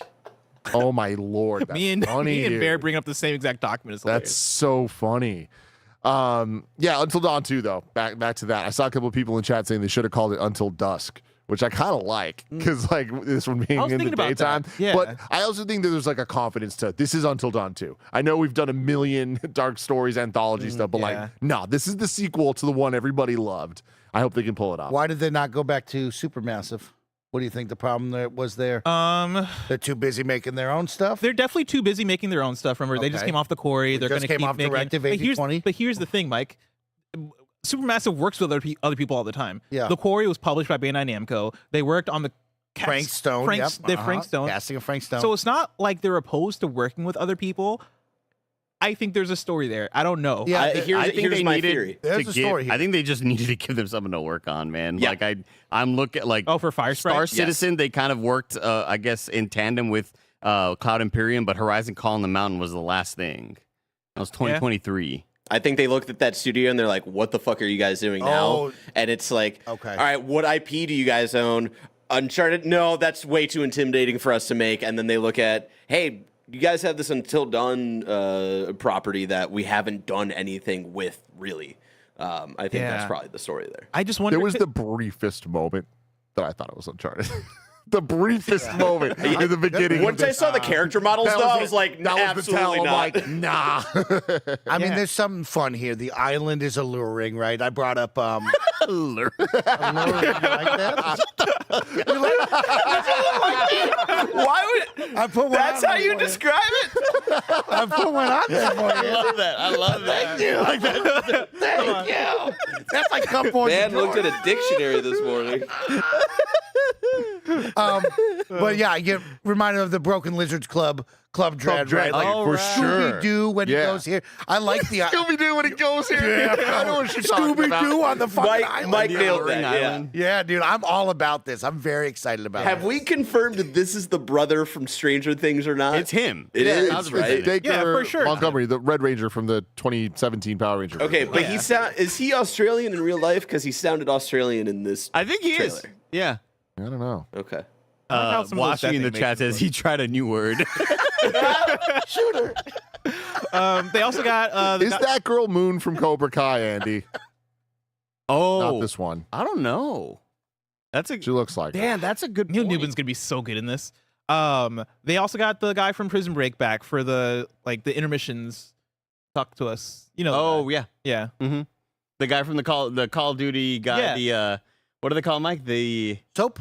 No. The guy from Call of Duty. Oh, the Replacer. The Replacer. Yeah, shout out to the Replacer. Was he in Walking Dead? I feel like he was. I don't think he was in Walking Dead. He was hot from the years of 20. When did Prison Break start? From Prison Break up until like 2015, this man was everywhere. He was in John Wick, right? Was he in John Wick? Peter He Stormare. had to be in John Wick. Peter Stormare. You're thinking, Mike. You're thinking of a different Keanu Reeves movie, Constantine. Okay. Nope. People in chat are saying he's in John Wick. Okay, all right. He's saying he's in John Wick too. He came up in Constantine first before I saw anything John Wick on the immediate Google search. Yeah, shout out Peter Stormare. Peter Stormare is the guy from Prison Break is wild. Hey, wait, what do you mean? Y'all weren't with me, man. Y'all didn't watch Prison Break then. There's Prison Break. What a good season one. Prison Break was a classic. We're season breakers. one of the best season ones of TV I've ever seen in my Did you life. ever talk to somebody who loved Prison Break? You're like, oh shit, you got lost in the sauce with that. Wait, one. no, we're not downplaying. You're not downplaying Prison Break. Prison Break was a fantastic season of TV, and then the 3 other seasons happened, and I watched them anyway. Yeah. I watched that till the end. Okay, so here we are looking at an AI overview on Google. So, like, Lord knows what we're trying to get to here. They just push that up at the top of everything. Yeah. But I looked up the Hannah Keppel, who is the Moon from Cobra Kai actress. Okay. And it's saying Hannah Keppel, best known for Moon on Cobra Kai, is not involved in the original Until Dawn game or its film adaptation. However, speculation began to circulate about Keppel and her Cobra Kai co-star Tanner Buchanan, the main guy, Johnny Lawrence's son. Okay, yeah. Robbie, working on an unannounced project together in the UK, which some fans linked to this franchise. Wow. Is he in here? I didn't see him. No, Robbie wasn't there. Yeah. Fucking Robbie. I'm just saying, y'all haven't felt adrenaline until you hit the last episode of season 2 of Prison Break, and he lands back into prison, but in Panama this time. He went back to prison. He went back to prison in Panama. Remember. Fox had a grip on television back in the day. That Fox had us in a vice that and 24, man. God. 20. Robbie, isn't it? Whoa, really? This is them. Hold on, I'm sending this to assets. Fucking Robbie. I love the 2 parallel conversations. I know. Right The now. world went from OC to Prison Break. That's how Fox television. Was he in Legends of Tomorrow? Oh, he's talking about this guy. Don't bring up Legends of Tomorrow. Who's in Legends of Tomorrow though? Because Who's that guy with the great hair in the background? Okay, so this is They're saying Robbie. that's Robbie. No. Wow. They're saying Tanner Buchanan. Maybe I would trust Cobra Kai News translated from Portuguese. Yeah. You know what Maybe I it's mean? the mullet that's throwing me off right now. Maybe it's the mullet. Oh, he's in Girl Meets World. What? According to IMDb. All right, we're off to deep. He was end, in one everybody. episode. I need somebody to, KDG, maybe if you can. If you can give me the count on, he's from, just give me the count on that. I can only. they're from that thing. I can only imagine Greg listening to us on the drive home, being like, "Jesus Christ!" He thought we were gonna have a good show. And then it ended with God of War, which we have already talked about. While we were talking about other stuff, though, the key art of God of War came out, and the cube is heavily featured. Oh yeah, Very. In a way, the cube will be with you the whole game. It seems like that. Yeah. Can I be honest? I don't like that the cube is heavily featured. Oh. Why? Tell me more. It just doesn't look right. I can't take it seriously. Like, why is the no, plus she's gonna be with that cube the whole game. No, Get ready. Part of me wants to start a conspiracy that the cube is gonna change to a different form and they're gonna replace the key art. He becomes with a gel man. like the Rock, not the Rock, like a Rock. Yeah. Fast and Furious. Donkey Kong. Yeah, Pauline. Yeah, it's like Pauline. Yeah. Oh. I think this is a Pauline situation because ain't no way. I mean that cube will morph into something throughout the game. Yeah. Like for But sure. I think it stays as this key art. I think this key art stays. Yeah, We I think it cannot does keep too. this. This kicks ass. I think it's cool. It's beautifully rendered. I just can't take it This seriously. gives though. such 90s fantasy novel Yes. book fair vibes Yes, dude, bro. fuck that I yeah. kind of fuck with. Yeah. Also, yeah, Afterlife of Gods all coming together is so fucking exciting. I know we brought it up earlier, but just the more I'm thinking about it, the more crazy shit ideas that I can only think of or can only imagine from that team. It's going to be a fun time. Yeah. All right, let's get to your super chats here. Science Dog Official says, "Are we ready to admit Insomniac's an S tier studio yet?" Bless. Just giving Bless some shit there. No. I mean, I love Insomniac. A tier, strong A plus tier. Galaxy says Insomniac does not miss with the soundtracks. I was intrigued by what I was hearing, but I wasn't like overwhelmed like, oh shit, this is fucking hitting. Because I love the score for Spider-Man. I think that's like one of the highlights of the Insomniac Spider-Man games is to be able to create a character theme for Spider-Man that stands with the movie ones is like kind of a tall task, but they did it. And with how dynamic that song is when you're like start swinging faster and it swells. So I need to go back and listen to the Wolverine one. There was a lot that I liked, but nothing really stood out. There was too much blood for my ears to hear. Yeah, exactly. I think you already talked about this one, but Kalua says, my dad's 71st birthday's tomorrow. First time watching a game show and watching Kind of Funny. Gotta get a shout out. His name is Dookie. Dookie, I hope you're still watching, man. Happy birthday, Dookie. There we go. Jeff Bull Jr. says, what kind of pull does Rayman have these days? I mean, I think this is their attempt to try to get back to it. He's got bad man. bitches everywhere. Right? Has zero pull. No, but it's a good game. And I feel like you put out a good game with great art style and like passion behind it, which seems to be what they're doing here. Like, I do think this is probably the best move for Rayman to make, even if I find it a little uninspired personally as a Rayman fan. But I think this will do very well. I think whoever picks it up on Fantasy Critic is gonna make some points. And I know exactly. I mean, it might be me at this point. Did I have both Tomb Raiders on my list?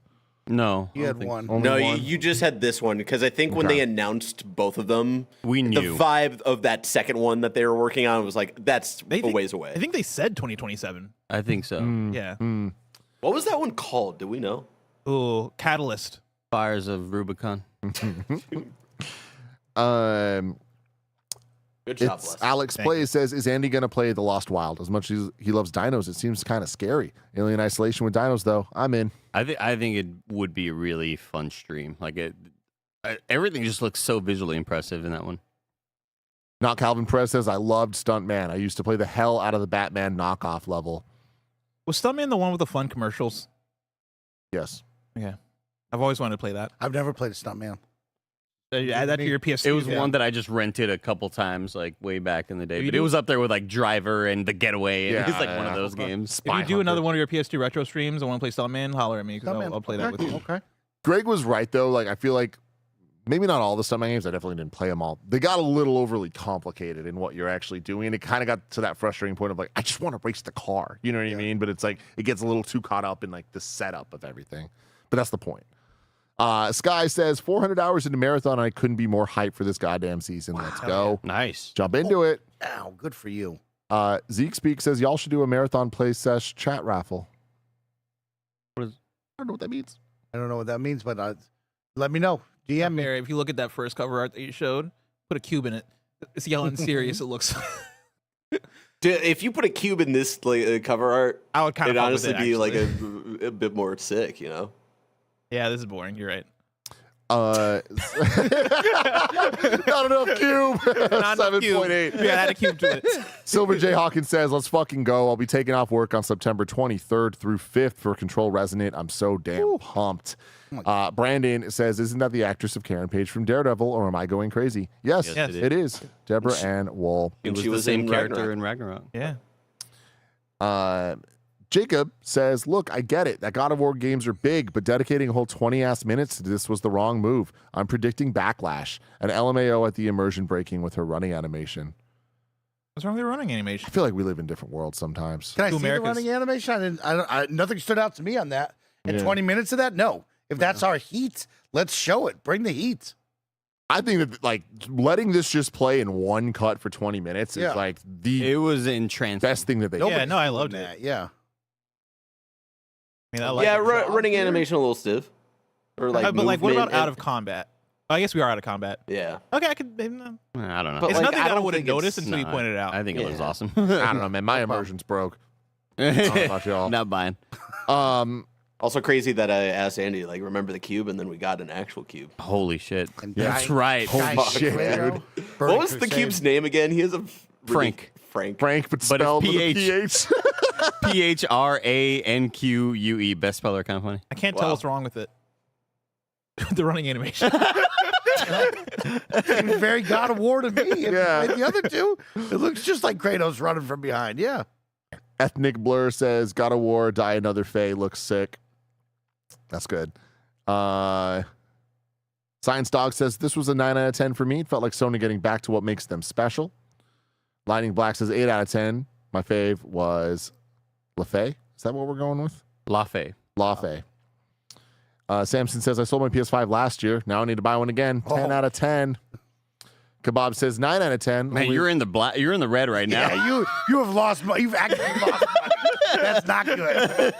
Kebabs gave it a 9 out of 10, saying the only lull was the Phantom Blade Zero fake out. This is the best state of play ever. Kevin says Jack Quaid is the Tesseract in God of War. LOL. That's good. That's good. A really quick tidbit. I ran 2 polls, one from Twitch and YouTube. Overall score, a B from chat, from both. Krabby Patty says new Stuntman with the DeLorean and God of War, 9 out of 10. Rooter says Showcase was a 7.5 with a strong opening and end. Really glad the new God of War is not a prequel, and I love to see the mix of mythologies. Yeah, I like that it's not a prequel too. Like, not that I necessarily expected that. Maybe I did without thinking about it, but this is cool. Is it not technically a prequel to God of War Ragnarok? Yeah. It's God of War. But it's running, it's like 2018.5. Yeah, it's like going at the same pace maybe as 2018 going on. Deuteragonal. You motherfucker. I knew you were going to do it. I knew you were going to do it. What was the recent Hyrule Warriors game? The Age of Calamity? Imprisonment, right? Imprisonment, yeah. It'll be like that where we get Zelda's perspective. Yeah. Yasune says 8 out of 10. Book ended with dope shit. Felt a little slow in the middle, but given so much to look forward to. God of War and Wolverine are definitely highlights. The Once in Future Jake says 8.5. Awesome, but not worth theater level hype. Empyrean says maybe a hot take, but spending 30 minutes on 2 games is tough to justify. Would have rather gotten 5 minutes each of new footage of 6 great games. El Capitan says September now has Wolverine, Blood of the Dawnwalker, Silent Hill, Control, Onimusha, and Phantom Blade Zero. Oh, gosh. No more Phantom Blade. Everything will not survive. And the week's not over yet. Can Silent Hill and either Control or Onimusha move to January? Something will get Titanfall 2'd. You think so? You don't think all these survive? I mean, already Phantom Blade got pushed, but... What else do we got there for September? Wolverine's hitting, I think, for sure. Oh, you're talking about just dates. I mean that, like, 2 of these games will sell so poorly. Oh, specifically they just are because of the absolutely month. not seen, yeah. I think Blood of the Dawnwalker moves. That, I think, is the most likely to move of these games. And then, we got Phantom Blade. Oh, no, Phantom Blade mood. Like, these are all games that are existing at the same time as Jordan. If they existed in any other time frame, they would be amazing, like massive sellers. But it's like, it's such a packed month. Does People's Onimusha wallets move? are tighter. I don't think so. Because we're talking about Control Resonant, September 24th right there. Wolverine on the 15th there. Silent Hill Townfall on the 24th. It's tight, man. It's very tight. I could see Silent Hill maybe moving. But Silent Hill, I feel like it has to hit September 24th because that is getting into that spooky season. Like, I feel like this is the perfect place for that game to hit to allow people over the next month to play. I just see a lot of sword games here. And Silent Hill, to me, is the standout. I'm different, right? I think of just hack and slash in general. Phantom Blade, Wolverine, Control, Onimusha all feel just so similar. I think by the time we get through Summer Game Fest and Xbox Showcase, we're going to be looking at September and October, and we're going to be like half these games. We got like Gears probably landing in that window over there as well. Every game is going to get announced for those 2 months. Got a link submitted from the GOAT Melissa with a Y with information on Wolverine. This comes from Variety. Details on Marvel's Wolverine. The X-Men do not exist in this universe. Logan is part of a group called Team X who saves mutants. Logan can die if his heart stops. Adrenaline rage can restart his heart. Includes low gore paths for people who are squeamish with blood. No, good for them. What over under for the rest of the week, including the Xbox Showcase? How many, let's say AAA, let's say how many games get announced for November? Ooh, that's a great question. I mean, here's the big crazy thing. Mm-hmm. If there's a Nintendo Direct, which we imagine there will be in the next couple weeks, I imagine The Legend of Zelda Ocarina of Time is there. And if that's the case, it's a November game. Shit. I'm not mad at that. I think that game could get away with launching in November. Oh, 100%. Yeah. I think we had 20 more days to November. Throw the year off. Let's go. Over under 3 games announced for November. Over the course of this week. Over the course of the rest of the we'll week. say I'm planting my flag in November. Yeah. No, I think we'll see 3 more in September. That's a really good thing, Les. I think under 3. I'm also going to say under 3. Over under 2. No Nut November's now. No more games November. I think we get Ocarina. So I think we get one. Okay. See, I wasn't even thinking about Nintendo Direct. I think Nintendo Direct throws a wrench in it. I would say, I think 3. 3? Yeah. I'm going to say 2. I think we get 2. I like 2. I'm going to say delay. 4. 4? 4. What's your thought process? Premonitions. I feel you on the I feel you on the Ocarina. If we do get a Nintendo Direct in the next coming weeks, and I think there's just going to be other games that, for whatever reason, they see themselves as not overlapping with the interest of GTA 6. Yeah, I think there will be enough games like that. We'll see. Hater John writes in. I wonder what he has to say. Extremely disappointed. Bay game looks cool, but I distinctly remember Corey B saying he didn't want to spend another 5 years in the God of War universe. This could have been God of War 3 or Thrud with Mjolnir. I would have loved a Thrud I think game. he said he didn't want to spend another 5 years completing this saga, which to me says they wanted to get to the end goal of Ragnarok sooner rather than later. Yeah, interesting. Would y'all have rather Thrud with Mjolnir over what we're seeing here? Personally, yes. Interesting. Yeah. No, I like us. I mean, I like this approach a bit more, and I feel like we had that already. Like, I don't know. Yeah. Yeah, with what we saw today, I think this is fucking rad, and seeing it all come together with different mythologies in a more tangible way other than just Kratos, I think is rad as hell. And Thrud is cool. I could see her getting another little side game, but I'm very into this.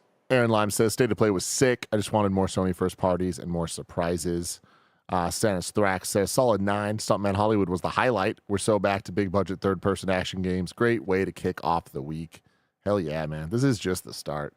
I love thinking about what we didn't see.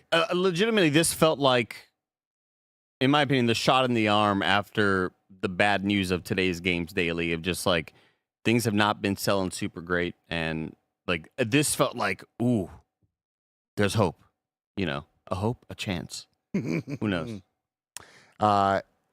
It's Alex says, depression kicked my ass today. Happy to be a part of this. Most I've ever commented live in this community. Never disappoints. Thank you for the smile. Hey, thank you. Yeah. Hell yeah. Thanks for hanging out. We're going to be here all week having a lot of fun throughout all the announcements and breaking things down and all that. So you have a place to hang out.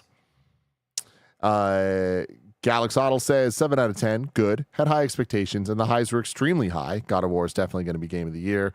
The lows stayed around for a bit too long.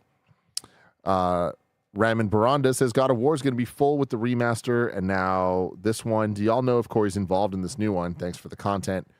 It seems like he's not directing it, but is involved in it. Cloudmaster says this was a good show, but not enough to warrant movie theaters. Also, wish me luck in going to a job fair. I just want to say, like, you simply don't get bigger than like Wolverine and God of War. I mean, 20 minutes of God of War. Yeah. Is movie theater warranted. For sure. That's clearly why they did that. It was not for Wolverine for 10 minutes. It wasn't for the middle stuff. That was 20 minutes. I'm going to put God of War on the biggest screen possible. We're going to bring cameras in to film people's reactions. Like, that's why they was there. It was just simply God of War. I also think it's just a thing, right? I don't think the movie theaters are tied to the quality of the State of Play. I think the movie theaters are just initiative because, hey, we have Alamo theaters now. We tried this before and we like the theater experience. There's something there. We've sold tickets. Let's keep doing it. Right. Also, interesting tidbit from one Jason Schreier Guy. I forget if this was mentioned. For what it's worth, I wouldn't read too much into God of War Laufey not getting a release date or window. In contrast to a lot of other big announcements, this one isn't years away. I mean, that's really exciting. And looking at it, I don't doubt that. Yeah. Right? That looks pretty far. We just saw 20 minutes of gameplay. It's been 4 years since Ragnarok. Yeah. And then Heretic 2028. I buy that. I mean, like when we talk about like seeing Sony's map, right? Like that's where I would land. This feels like it could be a late summer, early fall 2027. We're letting Naughty Dog make a game for 8 years. Hey, man. Well, they were making a different game for a while. Remember that? That is true. I remember that one. And there wasn't just like 10 people working on it. Yeah, they hired a lot of people That's for just that. insane to me, bro. It is insane. Triforce Power jokingly said, "Did Jack Quaid do motion capture for God of War?" He must have said that before he saw the reality that yes, he did.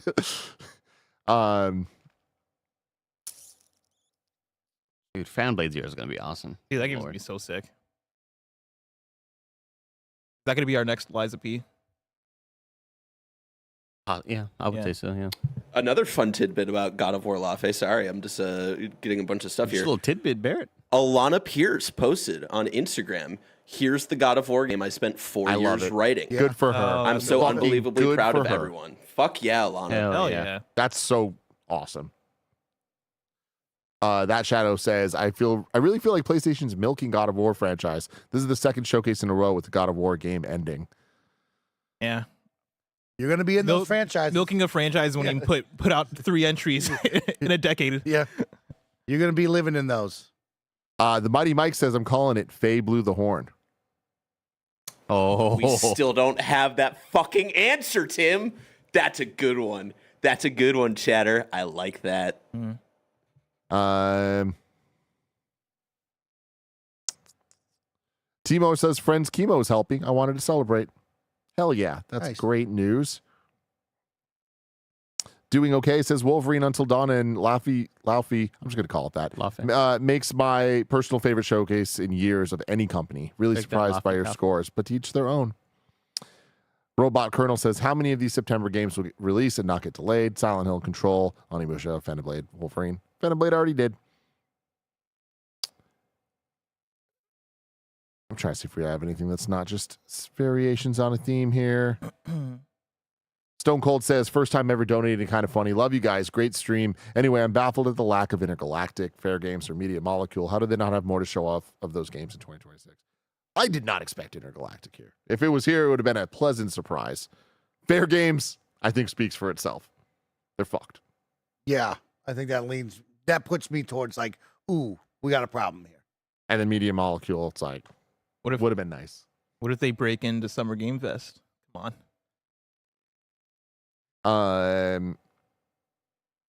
And there we go. So let's have a quick conversation before we end this.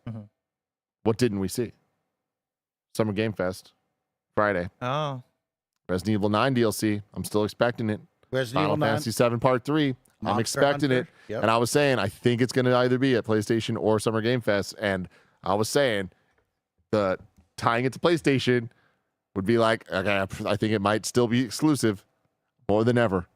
I'm holding out the hope. Multi-plat day one. Kingdom Hearts 4. Damn. Where is it, Mikey? Yeah, I mean, there's a lot of fun stuff that was not here that I'm excited to see third-party wise. And Jeff, this is a great home for that. So we'll see what he's got. He's going to have some good stuff here, or it's going to be a long show. PlayStation does like working with Jeff, so I wonder if are there any of those things that we've been talking about that didn't show up here that show up there on the PlayStation side? Do we get a double dip?